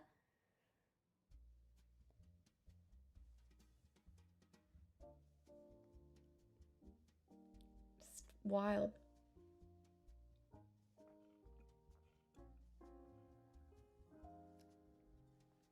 Vox, I've done a lot of reflecting on my passion, and I do think that part of being a ballerina for me was wanting to feel special. And because I was good enough to leave school and at least try, I think the motivating factor was I wasn't seen at school. Like, I was smart at school, but I wasn't seen. I didn't have friends, right? And so it was that human desire to be different, which I think drove me to make that decision for myself. Which, looking back, I'd probably tell myself to be the same, but then I might not have ended up here. No. I watched Stargate all throughout my teens. But when I I've told this story. Do you really want to hear it again? The most I ever watched Stargate was I'd quit dancing at this time and I got a job. And I got a job at the golf club and I was just pouring beers for men. And I would take my $200 paycheck at the end of the week. That's right, my $200 paycheck. And I was living at home. So I would go and I would spend $50 on a season of Stargate. And then I'd just watch Stargate. And then when I wasn't watching Stargate, again, I'd be at the pub playing poker. And occasionally, not that my parents know this, I wouldn't be at the pub playing poker. I'd be in some very questionable drug dealers' garage playing poker.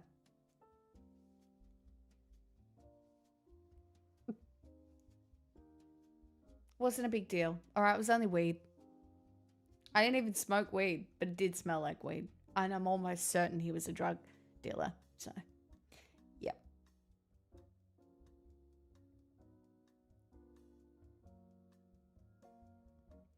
The sketchy houses are a rite of passage. Well, they certainly were.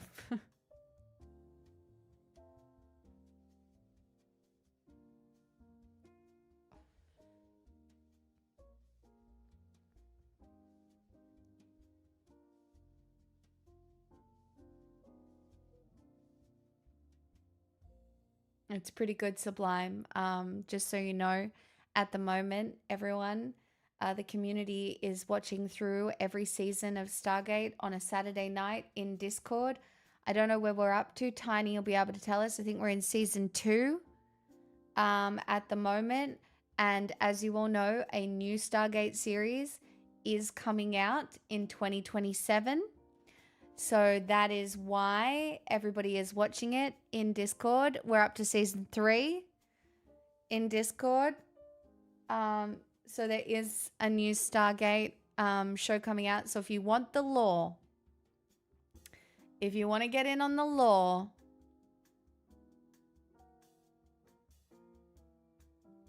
that's where you want to be on Saturday night. So make sure you join the Discord if you're interested. And I'll make sure Tiny pings the whole server for you. But it's about 8 o'clock on a Saturday night AEST.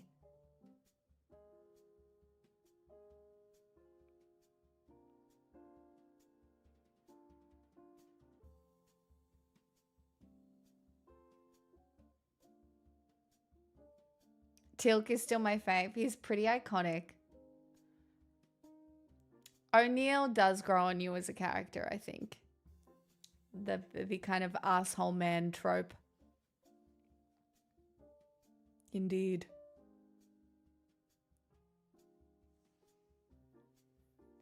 I missed all the banger eps in season 1 and 2. Well, you can go back and watch them, but you know what? Isn't Window of Opportunity? Is Window of Opportunity season 4?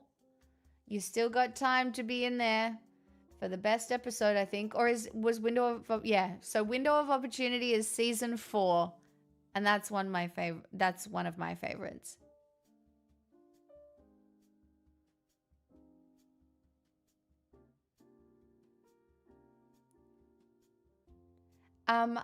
I also finished the first 4 episodes of Bridgerton. And the first time I watched it, I was highly critical and watching it through a lens of like being quite judgy. And then I just put it on while I was cleaning, and I decided to watch it just through a lens of trying to enjoy it. And I did, except for the end of episode 4. I was very annoyed because men. But I'm hoping it fixes.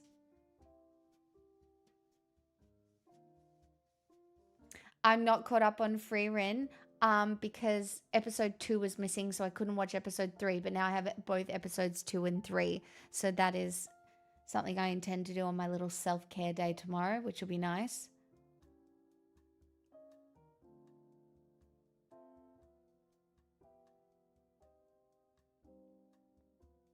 I've watched all of Pluribus. It's good. I'll see where it goes. Like I'm not fully invested in the same way I was invested in something like The Expanse or Foundation, for example. Bridgerton is so much fun. I love a little bit of sexual tension, you know. It's just good. It's just well written. I mean, the sexual tension in Heated Rivalry is better. But, you know, I love a little bit of sexual tension in a TV show. It's the best.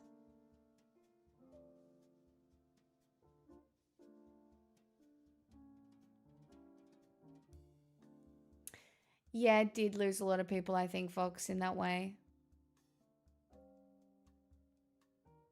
I know, MDA. I'm so excited about it being Friday tomorrow. It's so crazy in Heated Rivalry. Oh, no. Yeah, I thought you would relate to the other couple, Louis. Francois is so hot. That is a hot man. My girlfriend is like, why the fuck are you watching this? Just say you like hockey. And men.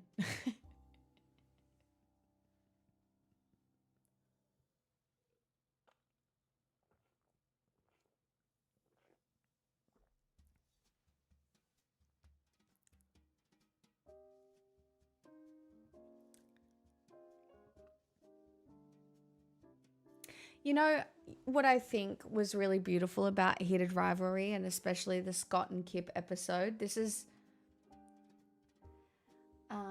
I'm going to talk about this in a way that is not necessarily a spoiler, but it is also kind of a little bit. But look, I don't know how many of you are going to go and watch Heated Rivalry if you haven't watched it already, right? I think the way they represented the power dynamic of the relationship between Scott and Kip in episode 3 was something that could have been done really poorly, but it was just done really well, in that some relationships have a power imbalance that is innate in them, but it is not exploited.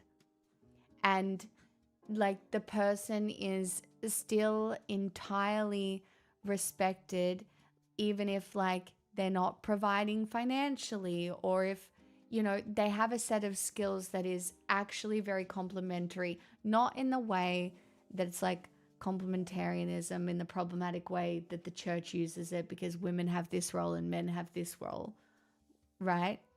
But it was just, I just thought it was really wholesome the way that it was depicted between them, I suppose. Whereas like the one between Ilya and Hudson. Hudson?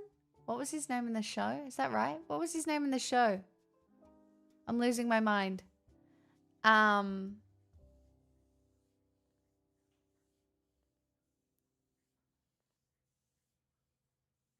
I right? I had a mind blank.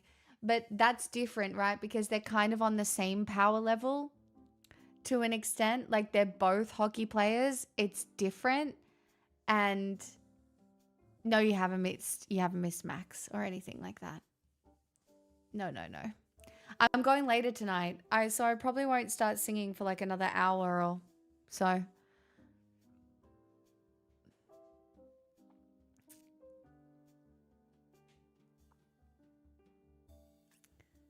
I don't know. I thought it was like, even though it's obviously hot and steamy, I just thought it was really good, healthy depiction of certain things.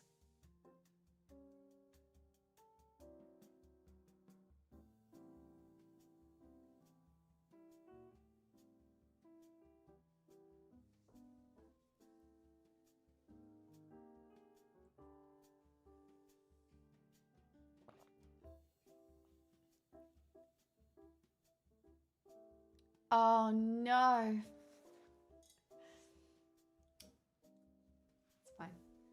We're going for a ride. I'm just hiding it out of frame because I can. It's actually my DJI Osmo that I used for the cards. For the magic stream. I haven't moved it yet because I had to rig a whole thing together, and I just, the thought of moving it all overwhelmed me, so it's still there. Night, party hardy, have a good one.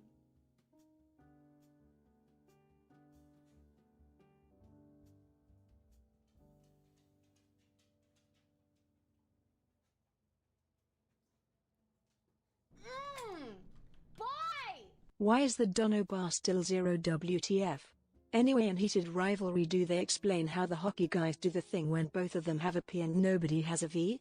And where do baby hockey guys come from? Educational stream feels like the right place to ask this. Well,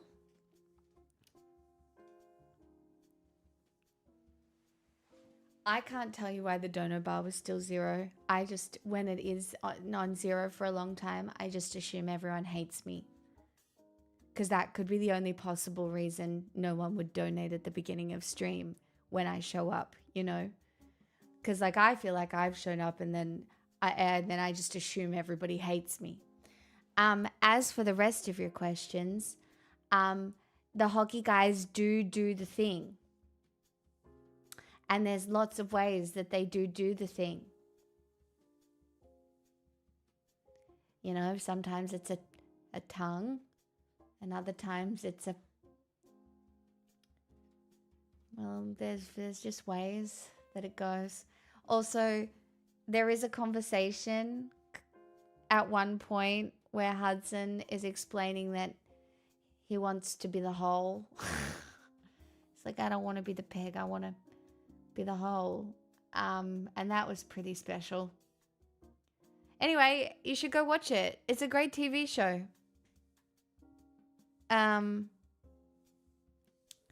Hockey is violent. Hockey is violent.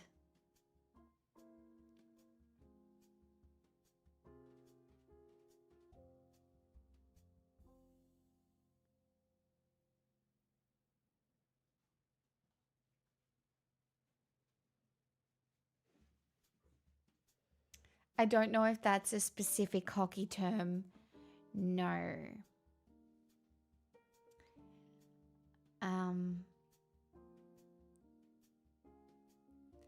That's right. That's my education. You're welcome, everyone. Anybody else want to be educated on anything before we do history later? I'm kind of a wise woman now. Like, I've aged into my wise woman stereotype. So, you know, it's fine to take my advice.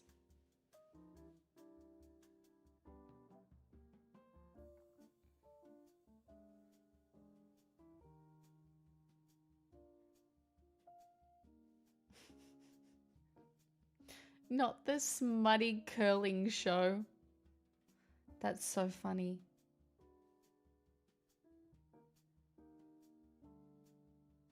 Congratulations on your wisdom about the activities of homosexual. Only one of them is homosexual. The other one is bisexual. All right? Let's not do bi-erasure in this stream. It's rude.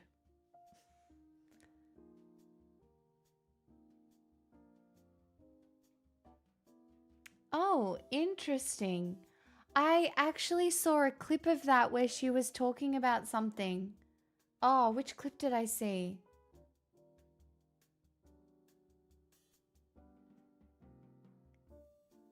Oh, it was so good.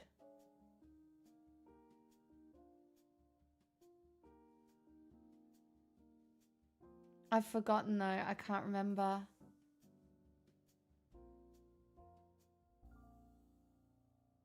What was it about?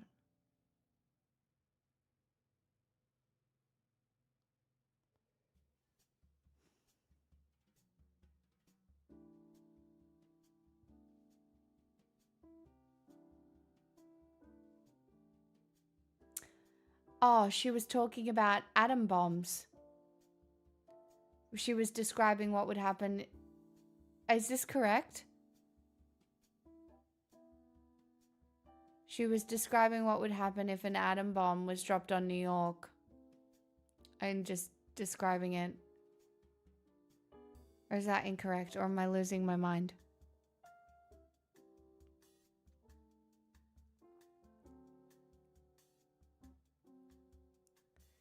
They did have intimacy garments, Louis. I saw Hudson talking about them. They had intimacy garments, and the intimacy garments, they put your dick and your balls in like a really tight sock, and then you tie it all together. But then that's all you're wearing. But it's like they exist to stop you, like... Anyway, you're welcome. You can probably go look up the interview if you want to find out about it.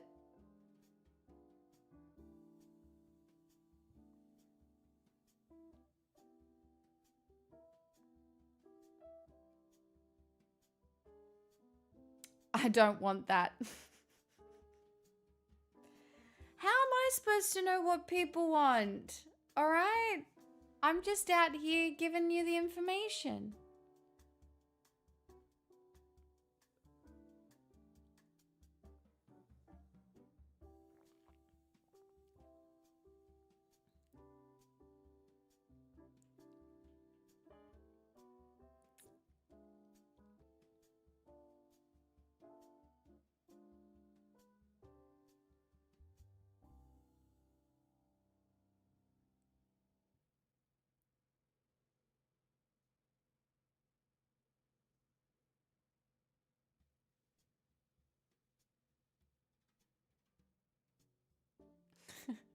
Fryer.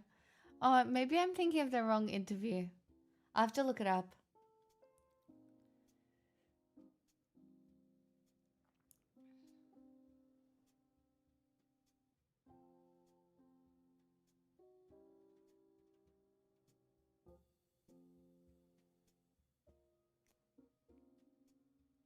Guys, I don't think any of us normal people will ever wear like intimacy garments.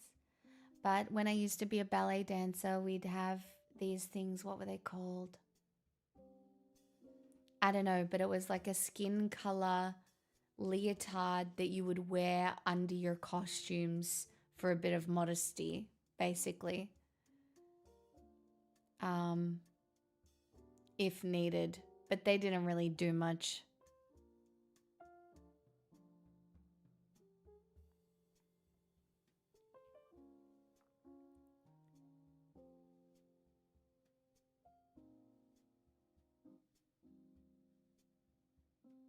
Yeah, it was a bodysuit. I can't remember what it was called.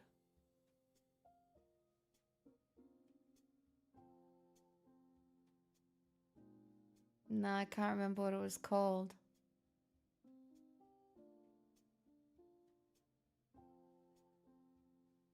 Honestly, I didn't really wear them that often. I didn't have any boobs, so I didn't care.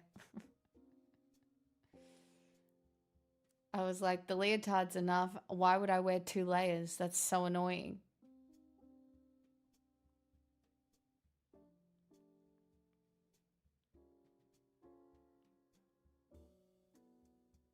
Like, what do you mean? I don't want 2 opportunities at a wedgie. Just the one is fine.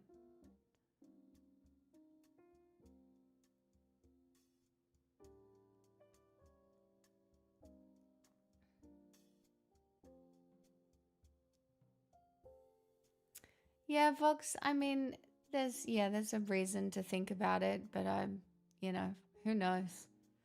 At this point, anything could happen, and I just don't know if it would shock me. Like, the reality that, you know, I don't know. I don't know what our lives are going to look like over the next little while because things are changing so quickly. So all I am doing is just trying to build personal resilience and go from there. You know, and trick people into giving me $5 on the internet, but you know, I'm better at that on some days rather than others.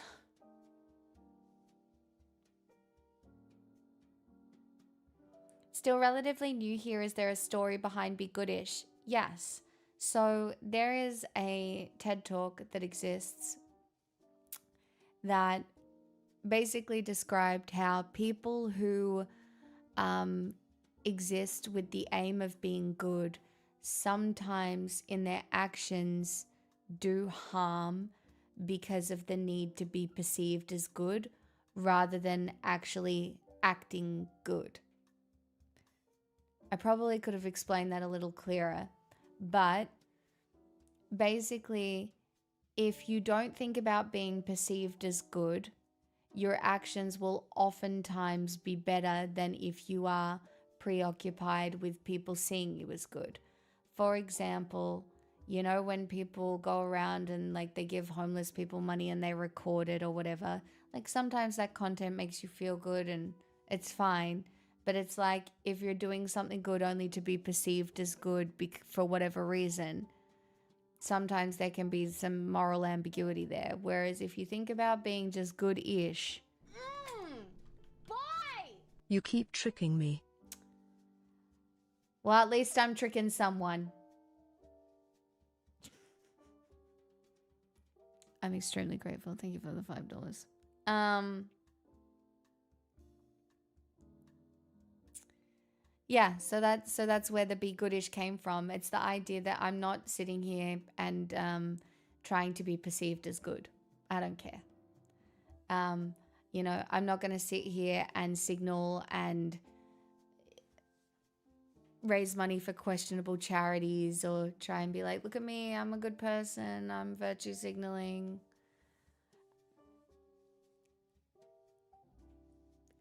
Goodish. All right. I'm a problem sometimes.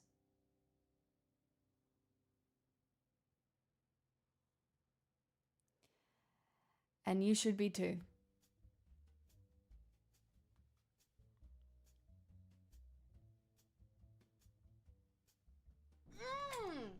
Boy! Trick for a tip, nah. Hey chat, isn't she lovely, isn't she wonderful? Trick? I don't have any... Demenosaurus, lol. I don't have any tricks.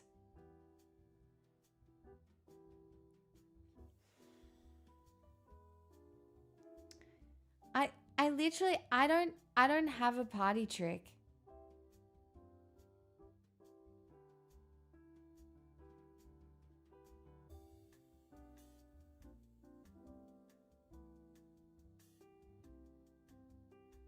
Chat, do I have a party trick? I don't think I have a party trick other than my like derpy thumb. And that's not even really a party trick. Hi Iris. I virtue signaled in Discord today and you did well. Literally singing? No, that's not a party trick. Party tricks are supposed to be funny. You know, party tricks are supposed to be funny.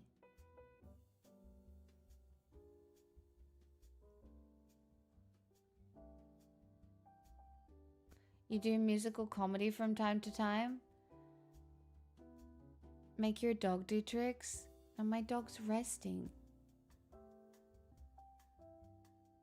Your sense of humor makes up for not having a party trick? I don't think I've been funny once tonight. What do you mean? My physiotherapist says I'm not allowed to do my party tricks anymore. These oppressive physiotherapists, I swear to God, how dare they look out for you that way? That's, you know, they're overstepping. When we don't have party tricks, what do we have? Nothing. Sorry.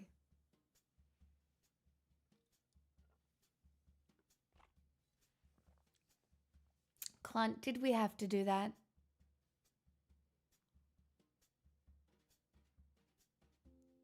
Tiny, did we have to pin that?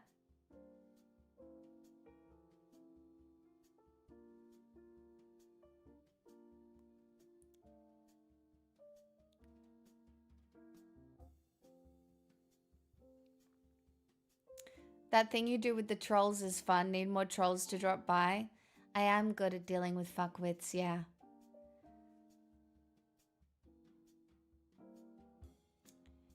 I guess once I get cancelled, maybe a little bit, I'll get some more to play with.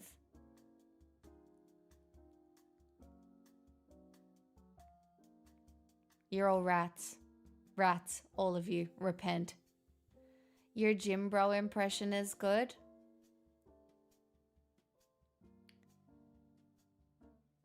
Yep. Stream on Kick, plenty of trolls on there.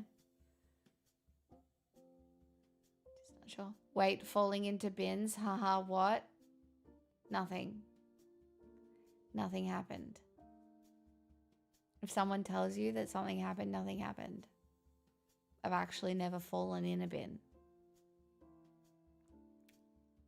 Twice.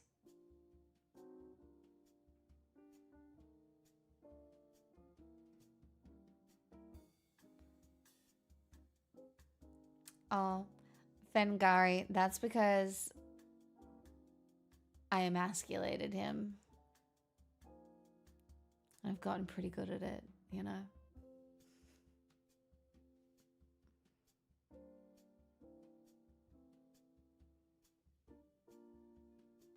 Chat, I don't want to sell you gambling. I just want to sell you hope.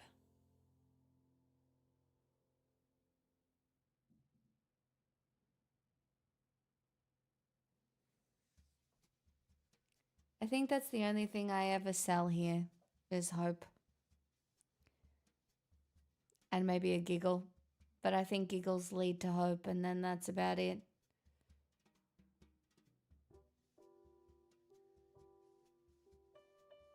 When you pretend to get really angry with chat, your eye twitches and your demeanor changes to cold fury. That's good pretending, right?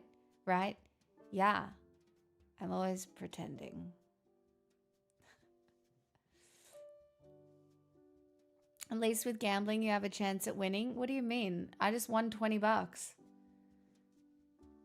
All right? From the loot boxes of my life. I'm gambling right now. I've gambled my whole life on you fuckers. And one day I will lose. One day the wheel will spin red and all of my numbers are black. And the wheel will spin and it will hit red and you'll never see me again.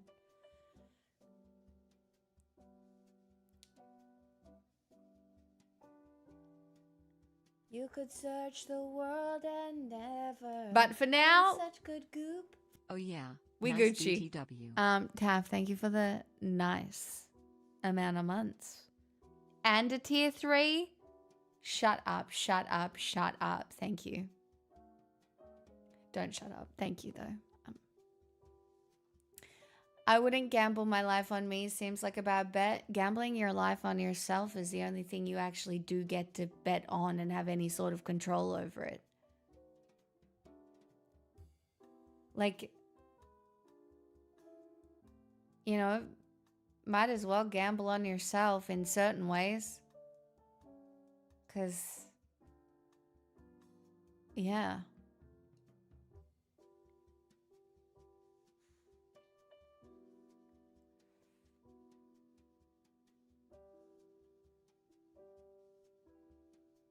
Hi, Dottie. Good evening. Evan, I haven't been a witty, emotionally regulated girl all that long, though. And let's just wait and see if it sticks. I do think I've gotten better over time. Oh, go get ready for bed. Not me distracting you.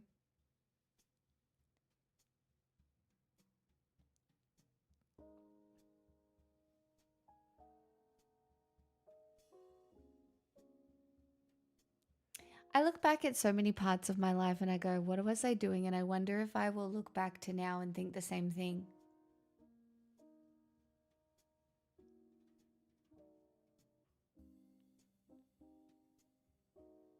I would say my post-pain years have felt really fucking good though. Well, since I got a control of my mental health after the spiral of coming off the nerve blockers. Because, like, the therapist I was seeing at the time wanted to diagnose me with bipolar when I came off those nerve blockers, and I think it's balanced out at least a little bit, because I don't really think I have bipolar. But because I came off the meds and started experiencing life again, I guess it just felt that way.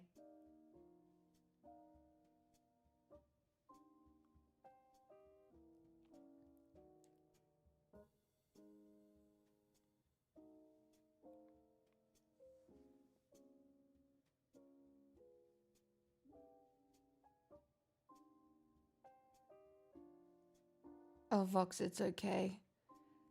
I just, the only reason I've never labeled myself as having a specific kind of neurodivergence is I just don't think I'm the right representative for a community. I'm a representative of the neurodivergent community for sure, but I don't want to take space from people who struggle more than me. Have you thought about writing a letter to your future self or done that before? Chubby Puppy Bear, I journal. And a lot of the times I am writing to myself in my journal, so.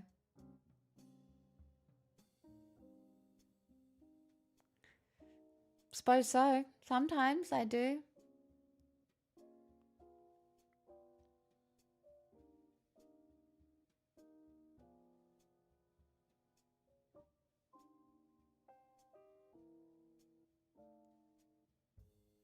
Oh yeah, Sublime. Preaching to the choir. What do you think when you reread your previous entries years later? Honestly, I think, man, I should have written more happy stuff. Because sometimes I only journal when I need to process, and so my journals end up being a place of misery.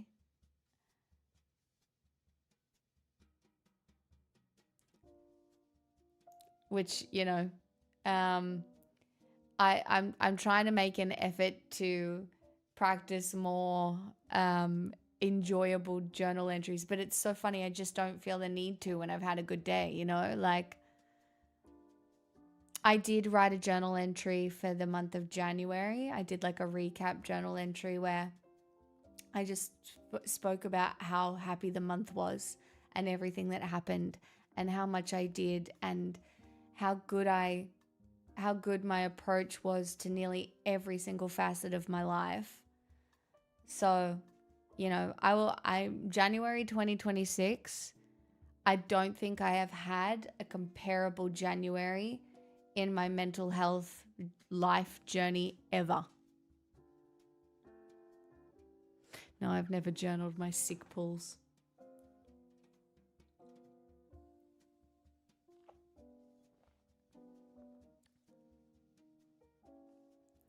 I think one of the entries that I haven't gone back and read is the entry where I had the dream of my grandma just before she died, and then I woke up and she was dead. Because I still vividly remember the dream, but I haven't gone back and read any of the details that I wrote down.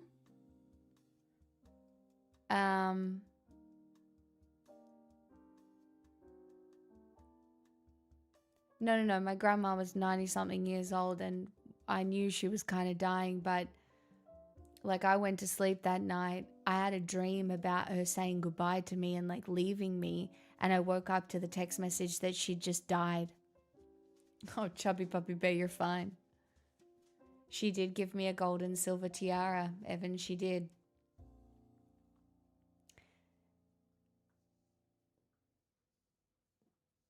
But this was just, it was so real. I've never seen someone come into my brain to say goodbye. Like, I understand our brains do crazy things to process, but this one made me believe that I don't know. I'm fucking hallucinating already. Maybe I'm already dead. You know, maybe we're all in a computer. Maybe it is a simulation, but it's something so much more. Actually, I saw a really, oh God, do we have to talk about death? Fuck it, I'm doing it. Fight me. I saw a really interesting take on death today, where this guy was like, and what happens when we die? And the person he was talking to was like, what did you eat for breakfast? And he goes, oh, I had an avocado and egg and bacon sandwich or something. And he's like, oh, and then what did you do? And he named something else. And he's like, now, if I went into your brain, would those memories be there? Like, would I find them? Like, would I be able to access them? And he was like, no. No. So, like, the memories don't exist until you go looking for them, right? Like, there are a lot of memories I have in my head that until one of you pings them, they're not in my brain all the time. They're in there, but they're not in my brain all the time.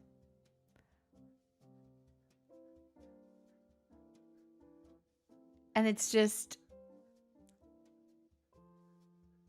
And then he related that to death, and he's like, we're already dead. Like... It's interesting.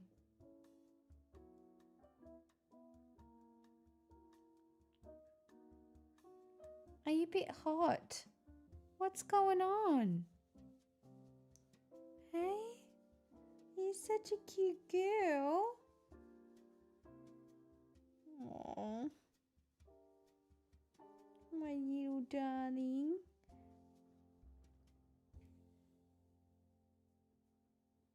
She's just sitting here. She wants a pat.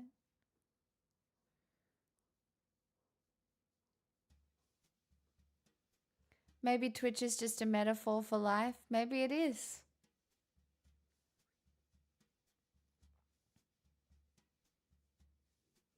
I'm not very good. I don't have a very good memory, Jas.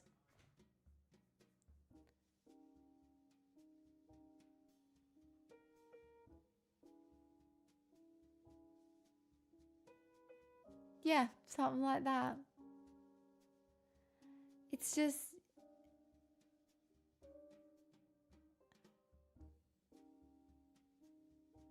I don't have a very good memory for certain things. Like when Joe remembers everybody's names, I'm like, how? Because that is not how my brain works.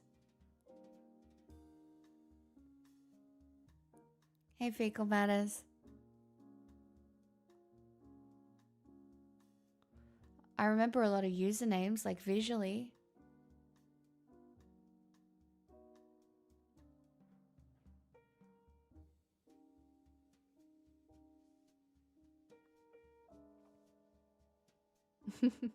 Dottie. I do. I've got a lot of music in my brain. It's pretty crazy, isn't it? I say I don't have a good memory, but like there are 2,000 songs in there probably that I can sing. So there is memory. It's just my SD drive is taken up with songs.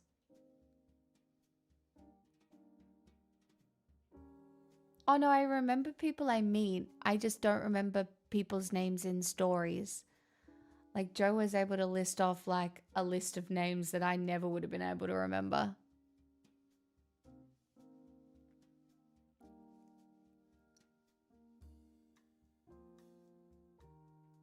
I don't have a lot of RAM.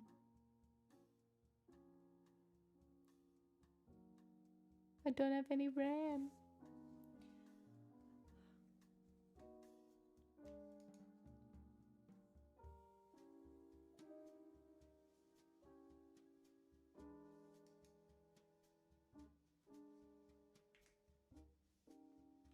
Hey Mezzo, RAM is very expensive. It is.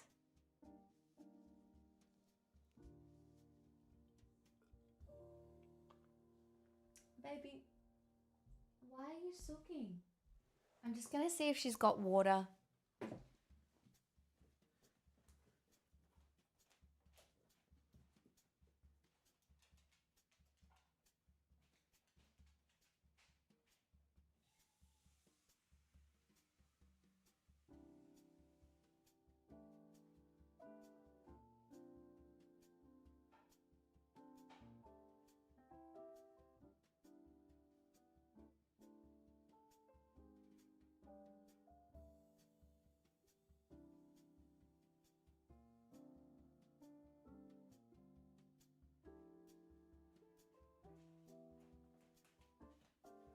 stood up and realized I needed to pee.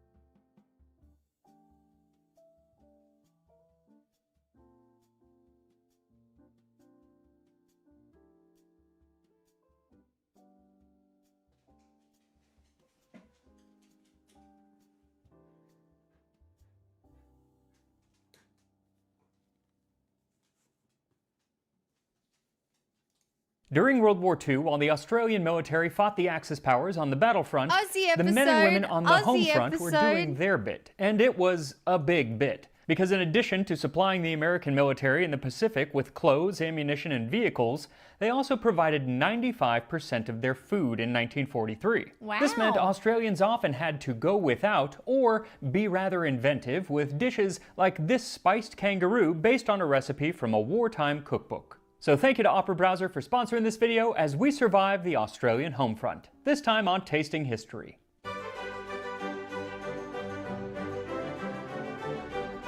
Just another episode that feels specifically designed for my tastes. Thanks, Max. I don't know how you just do it every time, but... So before rationing started in 1942, Australians famously... Guys, kangaroo meat is not hard to get. Kangaroo meat is one of the most ethical meats you can eat here in Australia. There's a lot of them. ate a lot of meat. The Pocket Guide to Australia, which was given to US servicemen before they went down under, said Australians are great meat eaters. They eat many times as much beef, mutton, and lamb as we do, and a lot more flour, butter, and tea. But they don't go in for green vegetables and salads and fruits as much as Americans. They actually... Yes, when I think of Americans, I think of salads and fruits.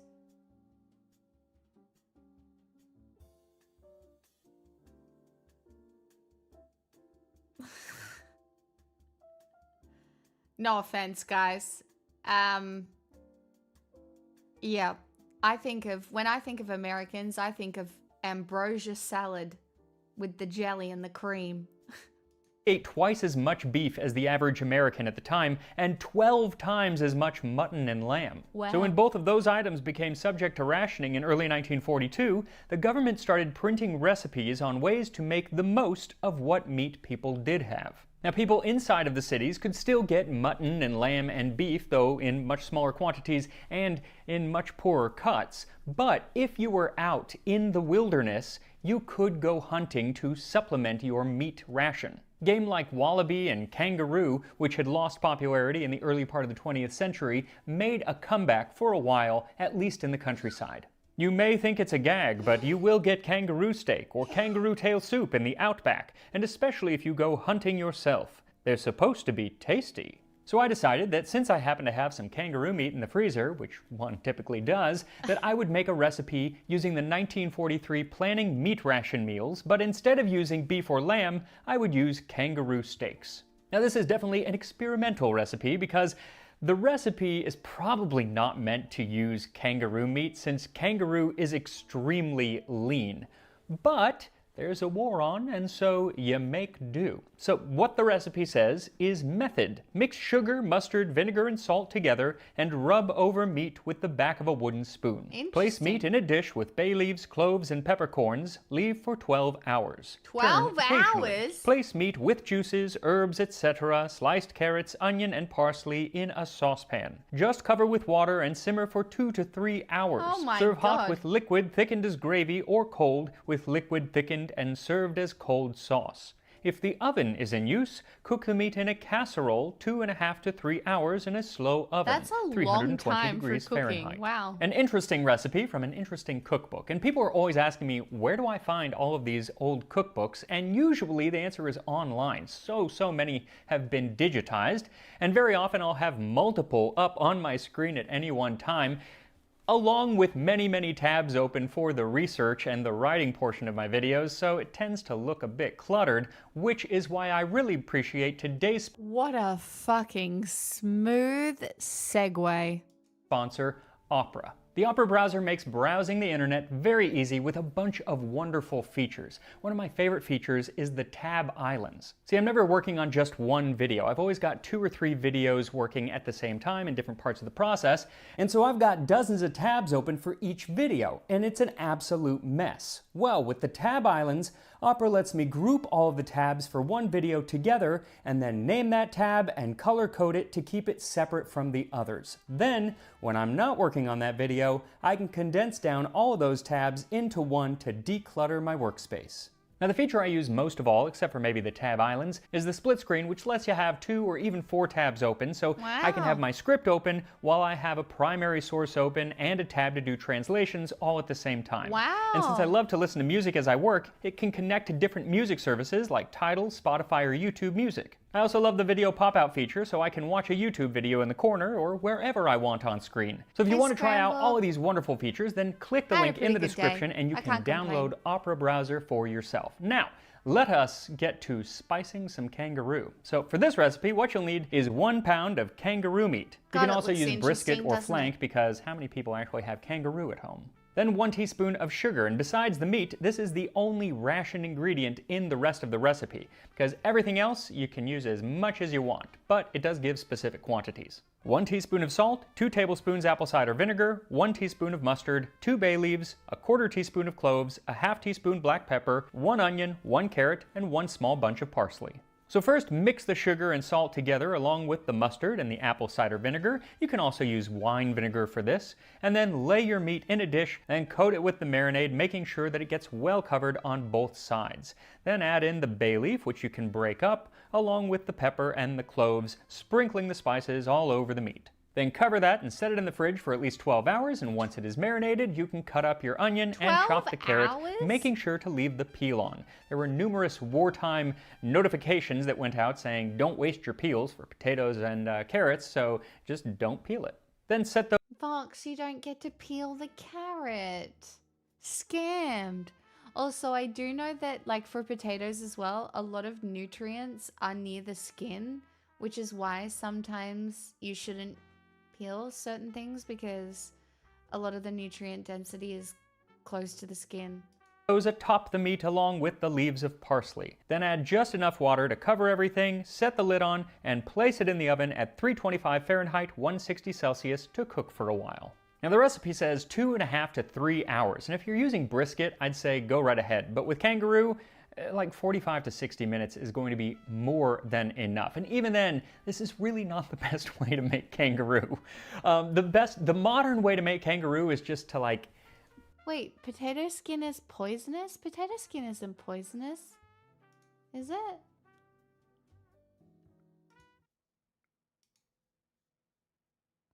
Wait, no it doesn't. I eat potato skins all the time. Not raw. But I eat potato skins. I bake potatoes with the skin on all the time.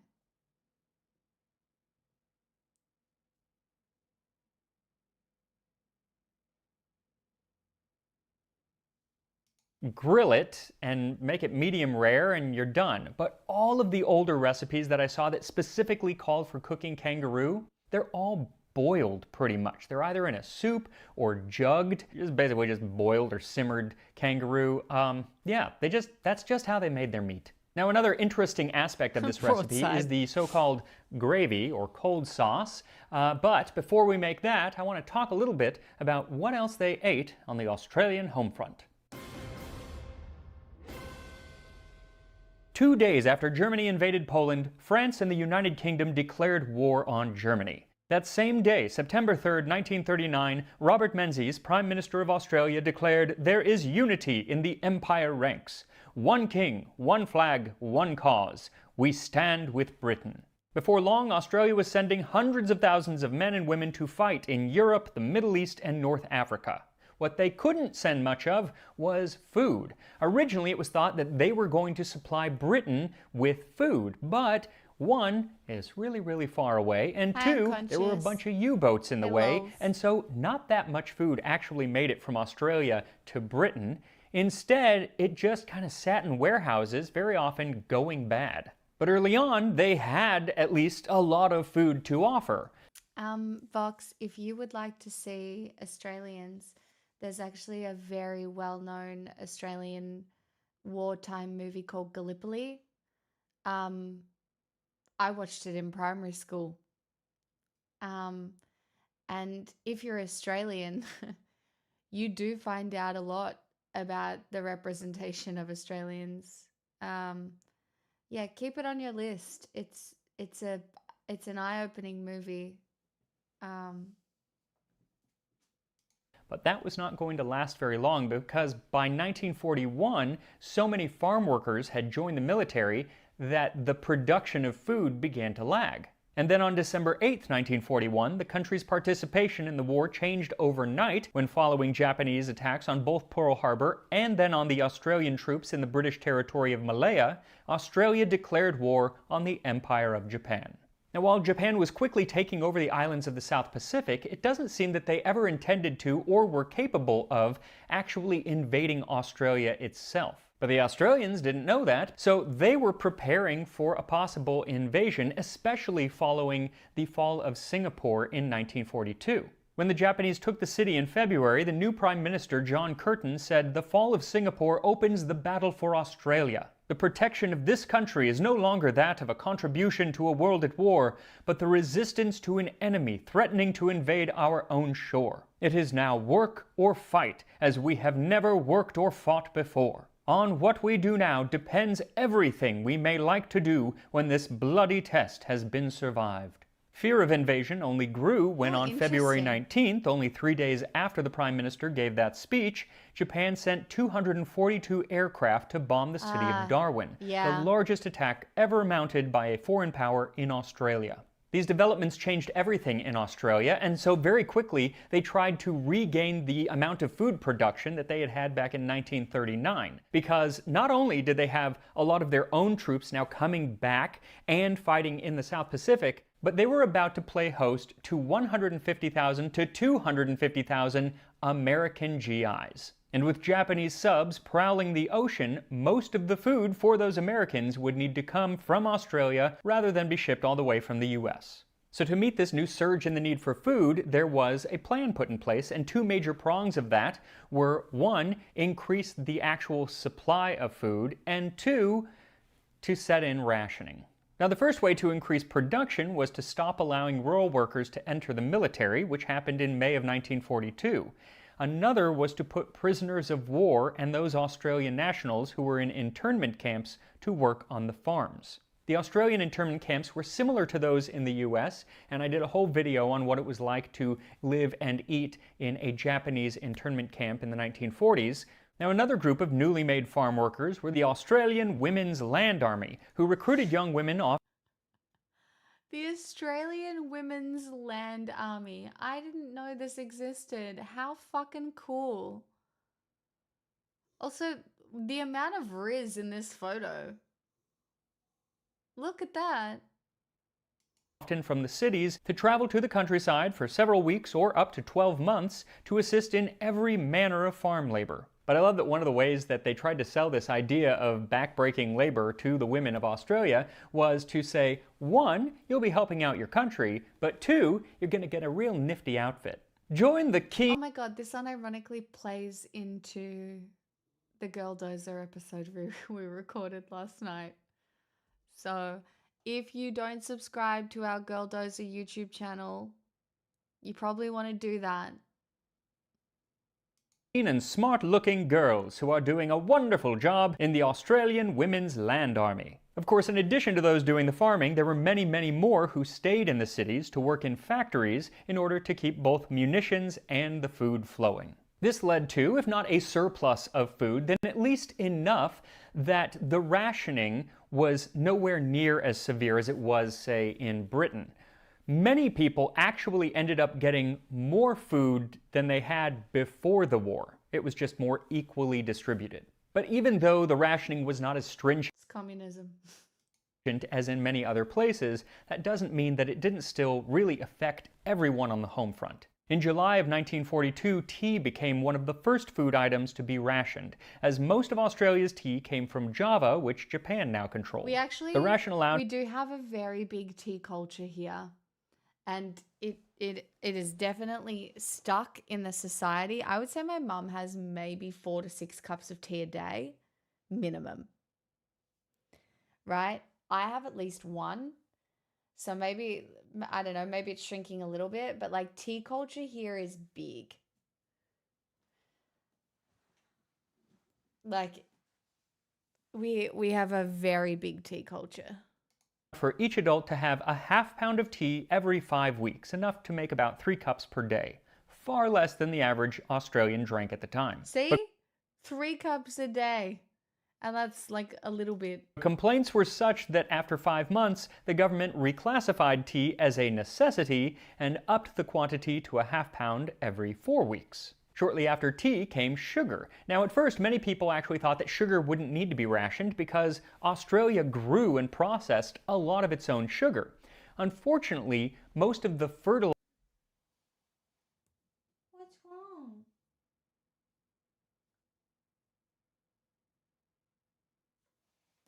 Guys, there's a chance she needs to pee. Do you need to go outside? Do you need to do wheeze? I don't know. I took her out just before stream and I only started at 8 o'clock. It seems unlikely. But I think she might have just had a lot of water. Do you mind? I don't know. Take a break. Just sorry. I'll be right back. I should have done this before starting the video, but I didn't know.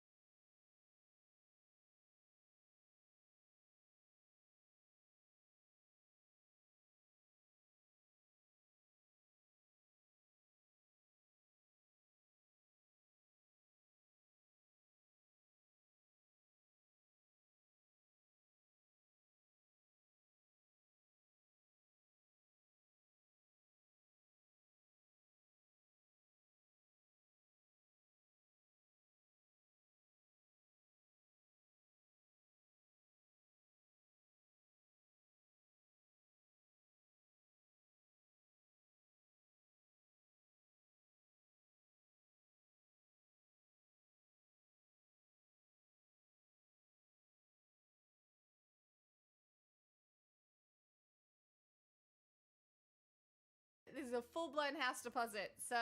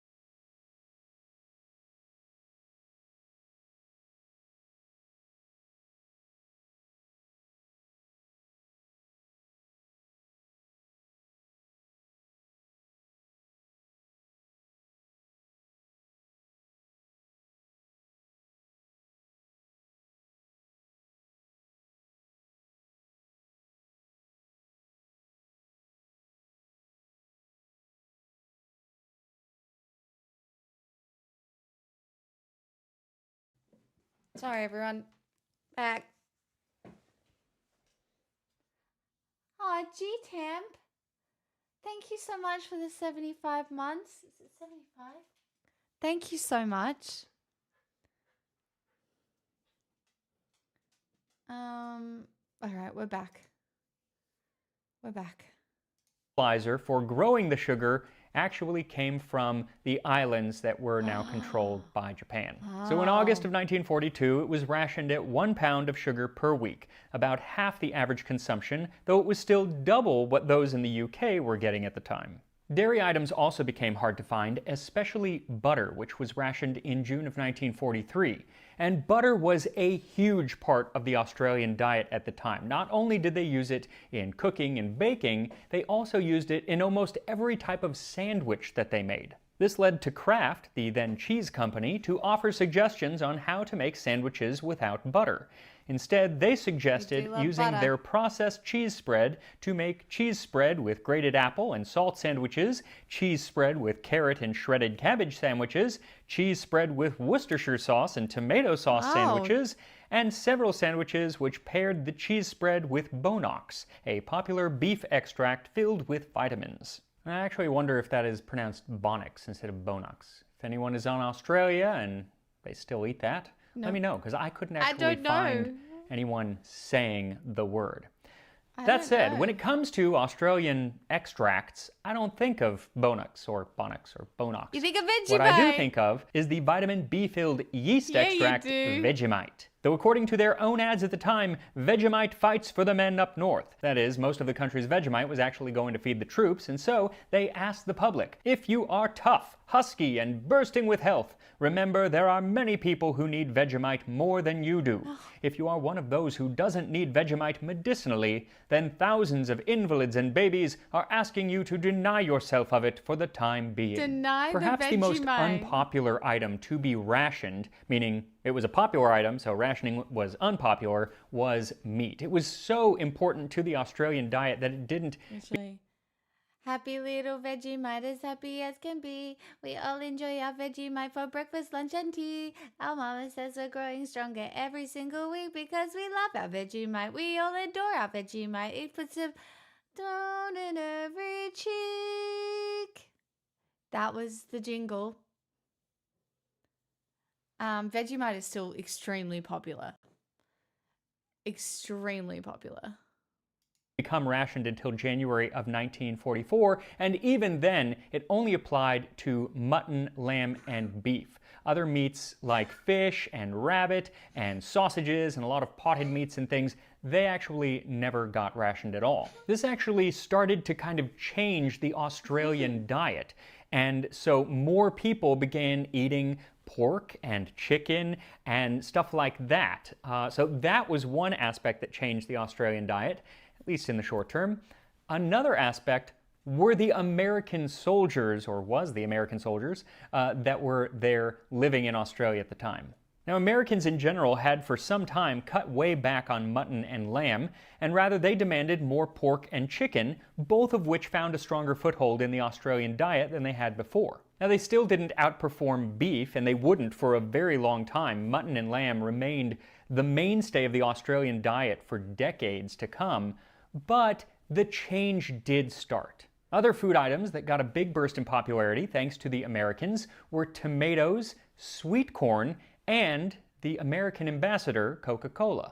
Now, by the end of the war, the food production in Australia was actually more than it had been before the war. And so this made it so rationing did not have to last nearly as long as in other places. It still lasted for a couple years. This kind of still exists today because we still produce enough food here to feed everyone in a lot of ways. So it would be kind of interesting. Only came here to see if Pixel is aging horribly like myself.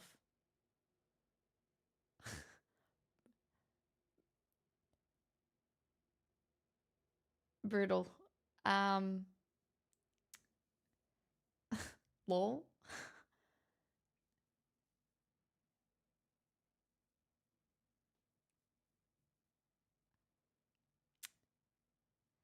Aging is a privilege, I guess. The fact I'm still here is a miracle, I suppose.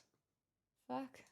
In some ways, but like in Britain, it didn't end until like 1953, I think, was the last time that something was rationed for World War II. What did happen was that all of these soldiers were now coming home and they wanted their jobs back, and so all of the women who were now working on farms and in factories and everything, they were now out of work. And the government quickly looked to address the problem of the women's services.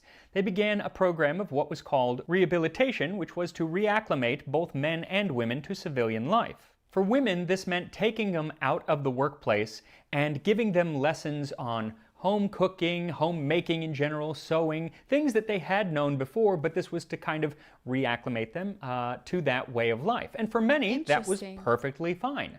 But there were some who didn't want that.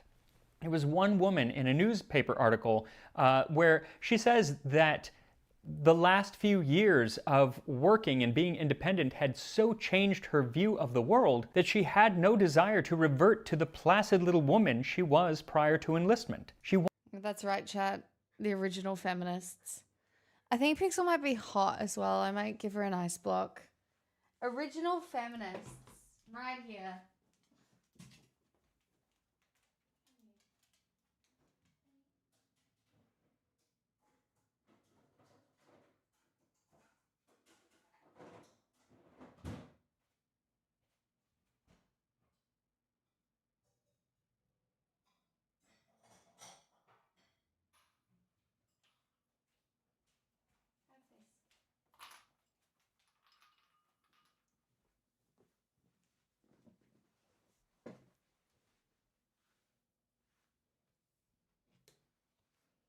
Keep in mind, women still couldn't vote at this point. Yeah. Wanted to retain that feeling of equality, at any rate in mental outlook, that Army had given her, and had no desire to become the chattel or slave of a basic wage-earning male, to have babies and live in semi-poverty. Now, while the war did change the working habits of women and the eating habits of most Australians, it doesn't seem that kangaroo meat really caught on. It had been quite popular, but it lost favor in the 19-teens and 1920s, and then there was a brief reprieve around the war, and then again it was pretty much gone, and didn't really become popular again until around the 1980s when it was sold widely commercially. But I did find a number of references to eating kangaroo meat during the war, mostly from the south near the city of Adelaide. Like this one from 1943, which...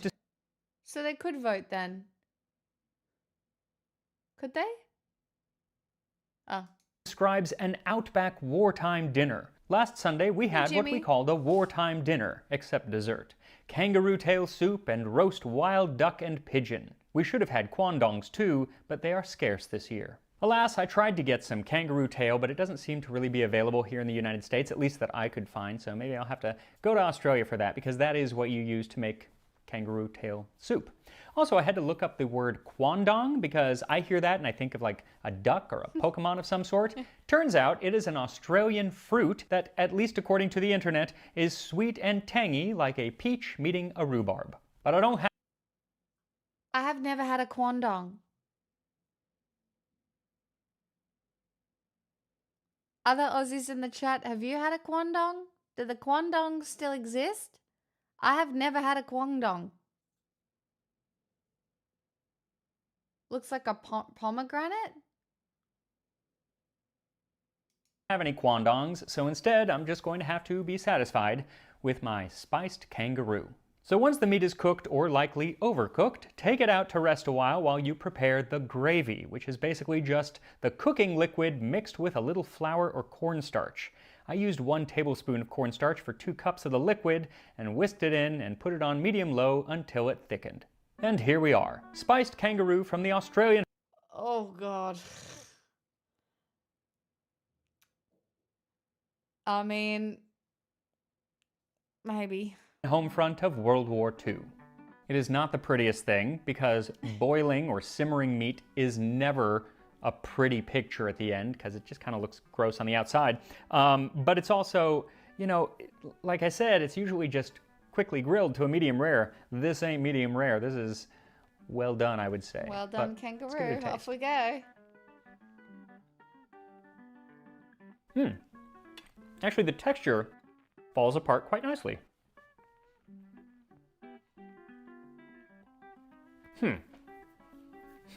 So here's the thing. I don't know if it is the flavor of the kangaroo or the flavor of this preparation of the kangaroo, but I don't like it. I usually like gamey I don't really like kangaroo either. You're fine. Don't worry. things. Like I like venison and boar and elk and stuff. This takes gamey to a whole new level. It's gamey and earthy would be the polite term to use, but I would actually say dirt. It kind of tastes like it fell in the dirt. But again, I don't know if it's actually the meat. The gaminess is definitely the meat, but Looks like you're gonna have to maybe cook kangaroo the again. mixture of the meat with the mustard and spices and everything is actually just not a great way to prepare it. I don't know. It's hard because none of the single flavors jump out, and I didn't put any dirt in this dish, so I know that's not it. You know what? Let me try one of the, like just one of the carrots and onion. Maybe that will inform.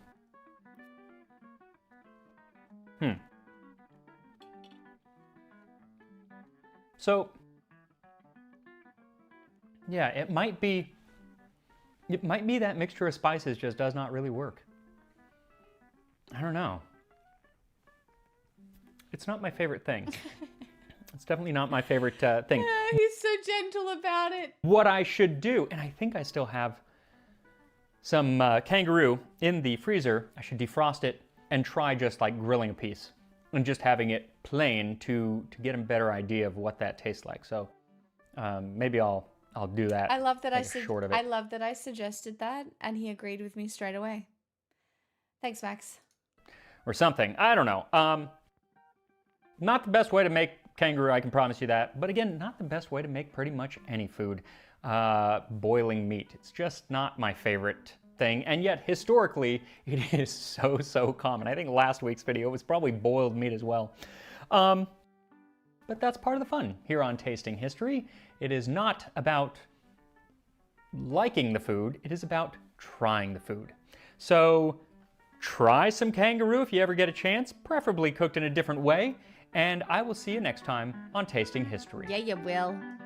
Delightful. Just another banging video from Max. Obviously, if you haven't subscribed yet, go do it. Like, comment, give him money. And me, but give him money.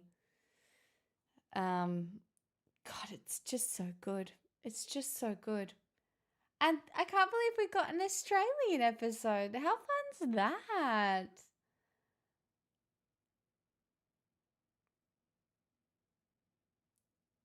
How fun's that, you guys?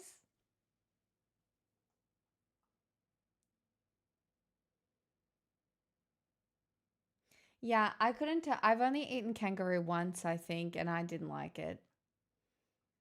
Yeah, New Girl Dozer was recorded last night. It was so fun. We had the best time. We'll only get better again. Like, it's so funny because we recorded the episode and then we recorded premium content as well for the Patreon. And the premium content was so much better than the episode, really, because we just settled into it and like the banter was way more back and forth.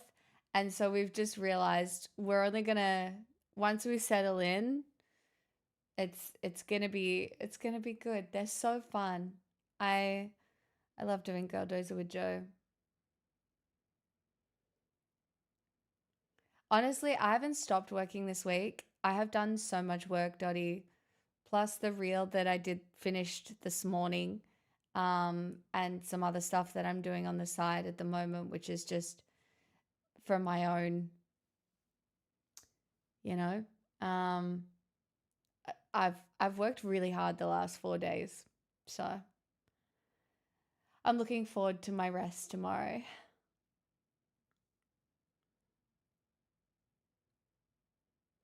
I remember seeing horse on the menu in Switzerland. That was jarring. Like horse schnitzel. And I just was like, whoa.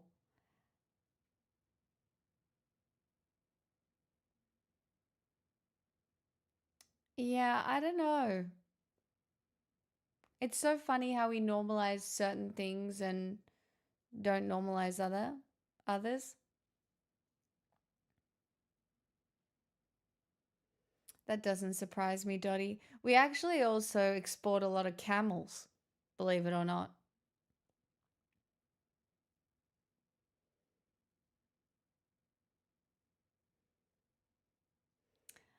Yeah, look, I don't know. I think I could eat anything if push came to shove. Maybe not humans. But like I could eat a witchetty grub, or I think I could eat a cricket, or other things. One of the things that I was very funny to try historically were prawn legs. And then they got served up to me at a teppanyaki place once, and I was like, wait a minute. Why are these delicious? How weird.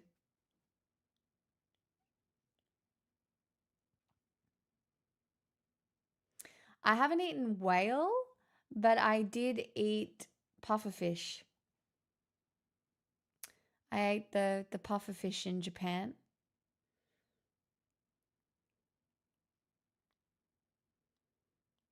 Why did you start crying, Thomas?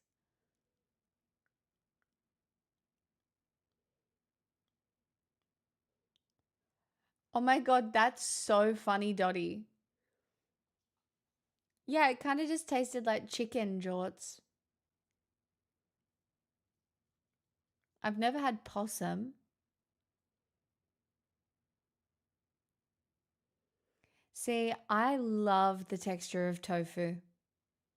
Like, tofu is an easy choice for me sometimes. Like, if I'm getting a stir fry, like, I will willingly choose tofu because I quite enjoy the texture.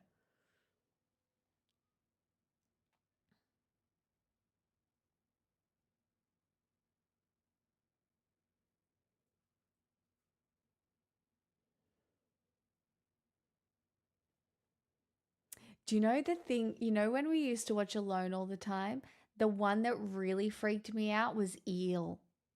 And I know eel is so common in Japanese cuisine, but I've never eaten it, I don't think. I've never eaten like proper eel. And then ever since we watched that video on jellied eels, do you remember the video on jellied eels? I think I'm not a big eel girl. Like maybe if push came to shove again, but I just don't know how I feel about the old eels.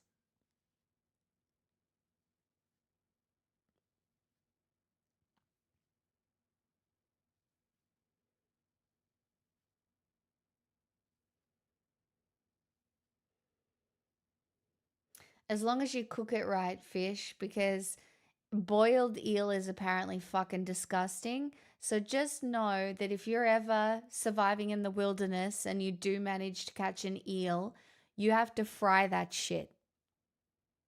Because otherwise none of the oil breaks down and it's disgusting. So you have to fry it and you have to prepare it and fry it. Anyway, I'm such a vast vessel of survival information because of that damn show. I don't think I've ever had a razor clam. I'm not sure what that is.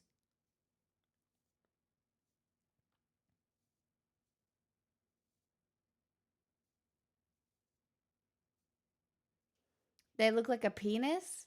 Wow. Yeah, no, I've never had that. No.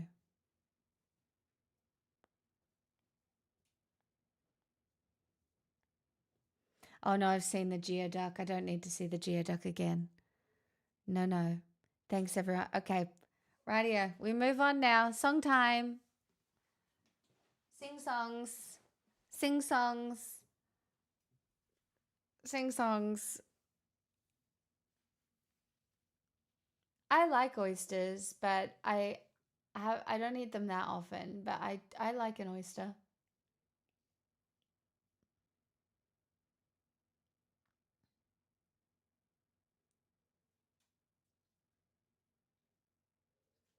Oh, Nemesis, that's kind of scary. I've had abalone before, kind of tastes like chicken.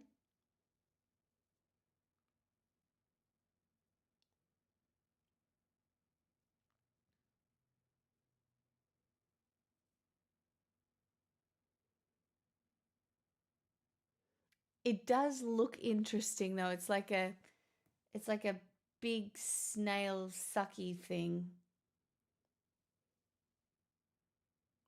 Yum. Delicious large snail sucky plate thing.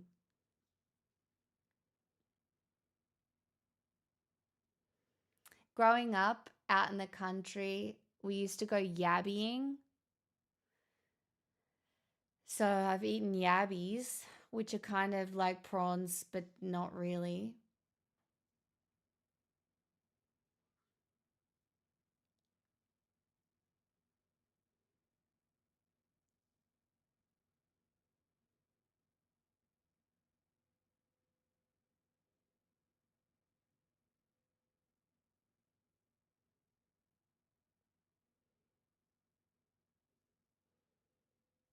No, I would have been chased around the dam with the biggest yabby.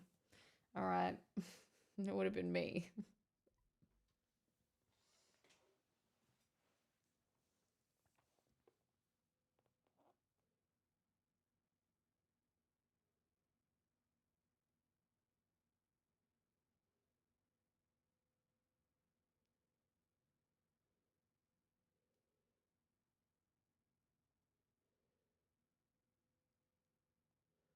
Iguana tacos? Interesting. I like a normal fish taco. Like, I love a fish taco. Delicious.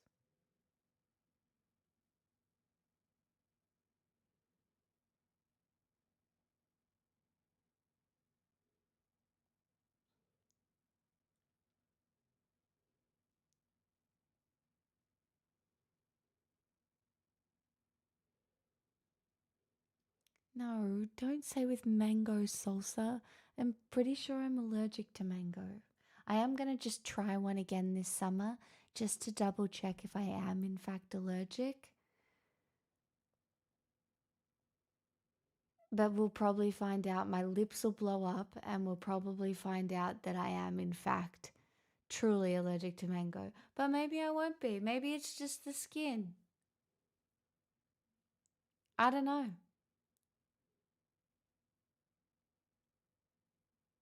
It's nearly the end of mango season now and I haven't had one. The pistachios were a surprise.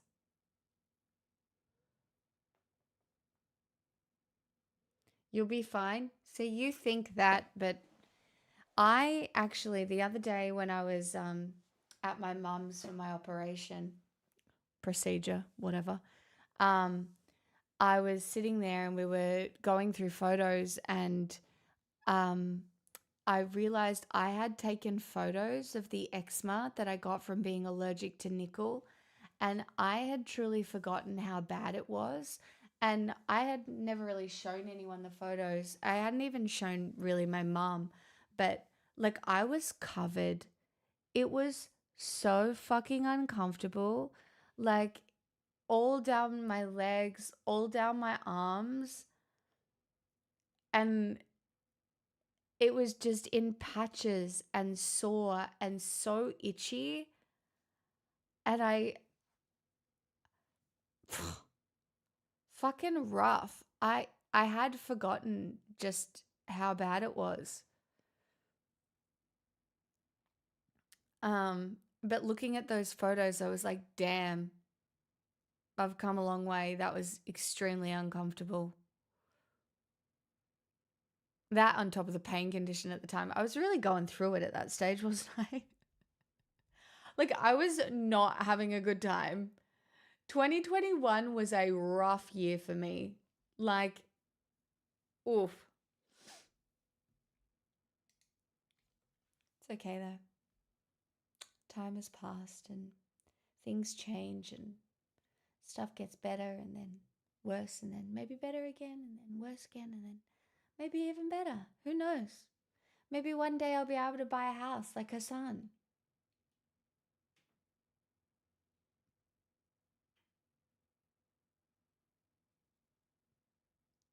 Probably not.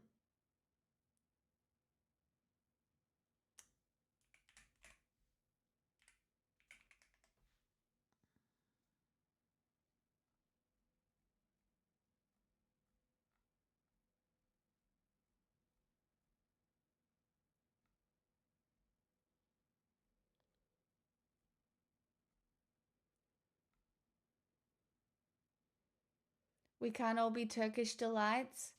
I want to be a Turkish delight. I actually really like Turkish delight. Like as a treat, I love a Turkish delight.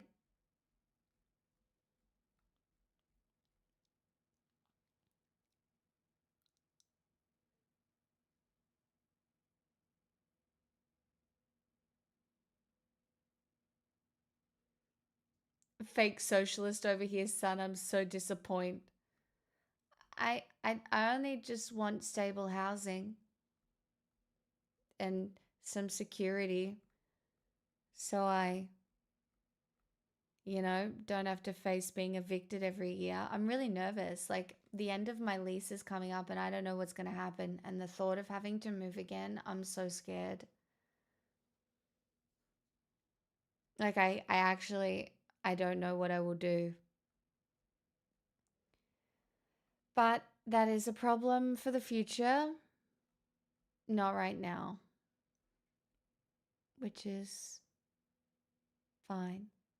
You know?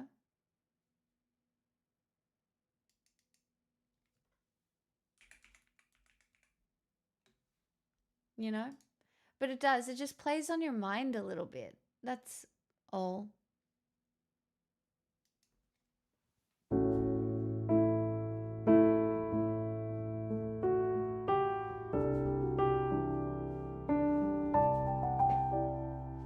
Emma Puggies.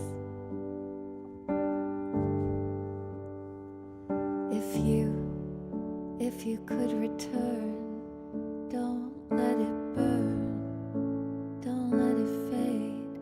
I'm sure I'm not being rude, but it's just your attitude. It's tearing me apart, it's ruining every day. I swore I would be true, and honey, so did you. So why were you holding her hand? Is that the way we stand? Were you lying all the time? Was it just a game to you? But I meant so deep. You know I'm such a fool for you. You got me wrapped around your finger. Do you have to let it linger? Do you have to? Do you have to? Do you have to let it linger?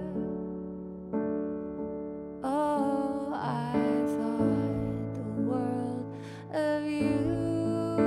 I thought nothing could go wrong, but I was wrong. I was wrong. If you could get by, trying not to lie, things wouldn't be so confused, and I wouldn't feel so used. But you always really knew I just wanna be with you, and I'm in so deep. You know I'm such a fool for you.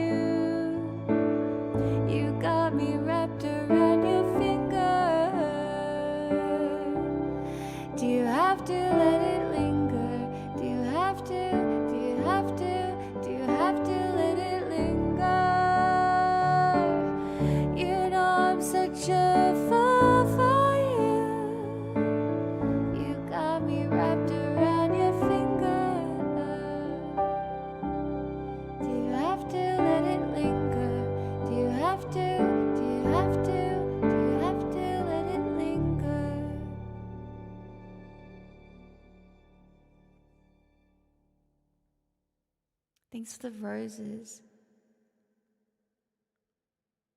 Yeah, rent's insane. It's Glennia. I'm aware. Did you want to do Temper Trap again? I do. What was the song name again? It was Sweet Disposition, right?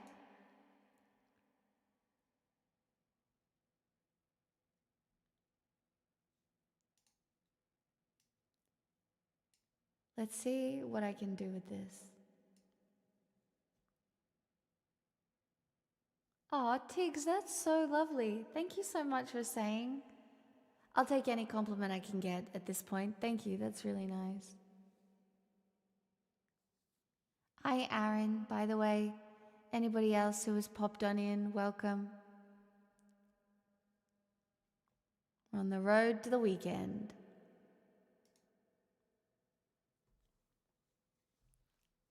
Let's see what happens.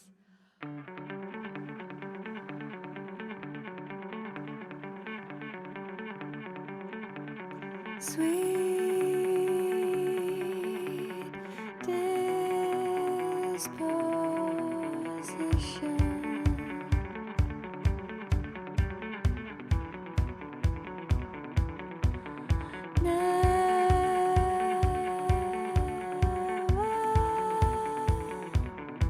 Too soon.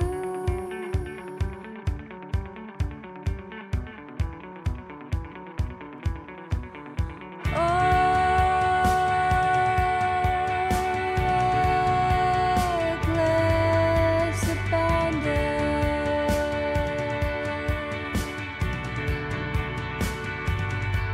Like no one's watching.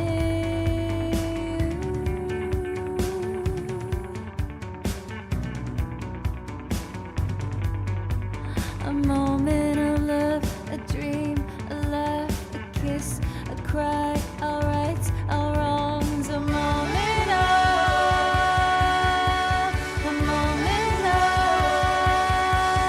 sustained.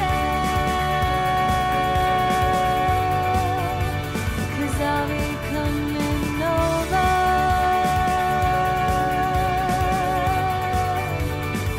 While our blood's still red.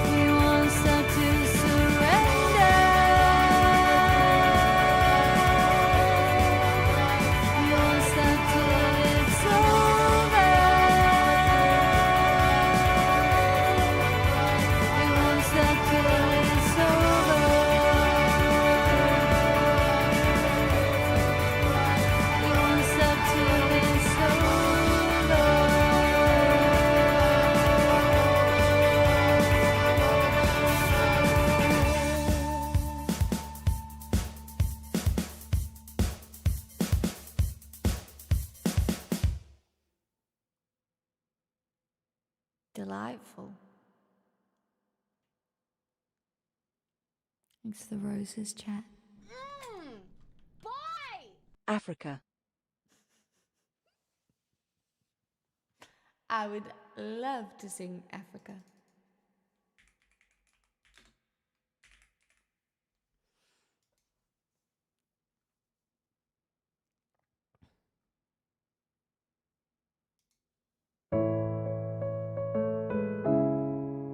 Actually, fuck it.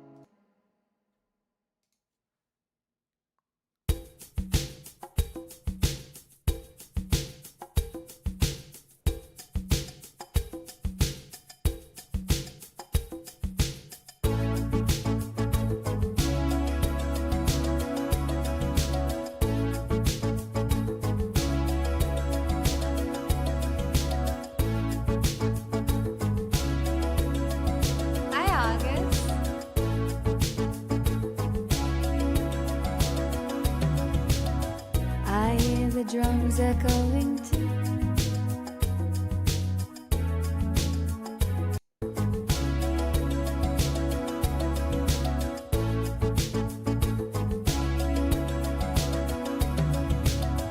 I hear the drums echoing at night, but she hears only whispers of some quiet conversation.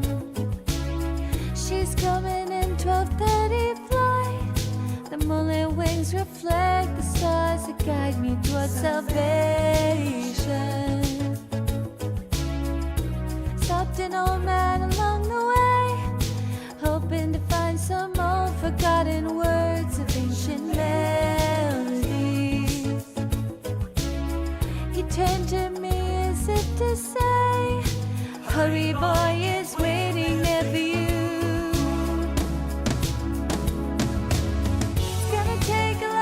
Drive me away from you.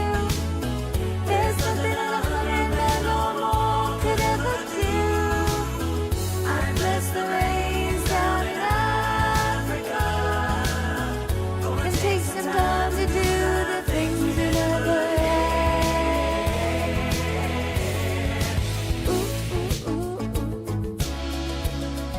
I forget this is actually so hard to sing, and that's why I do it acoustic generally. Doves cry out in the night as they grow restless, longing for some solitary company.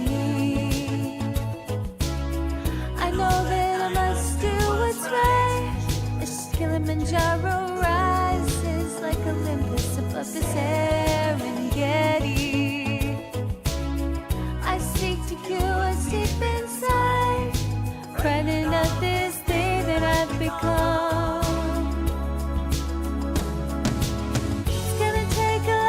Drag me away from you. There's nothing that 100 men or more could ever do.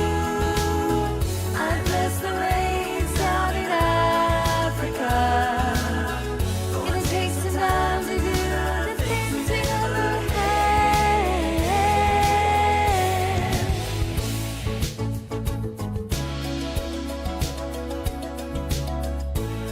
Oh, that's fun.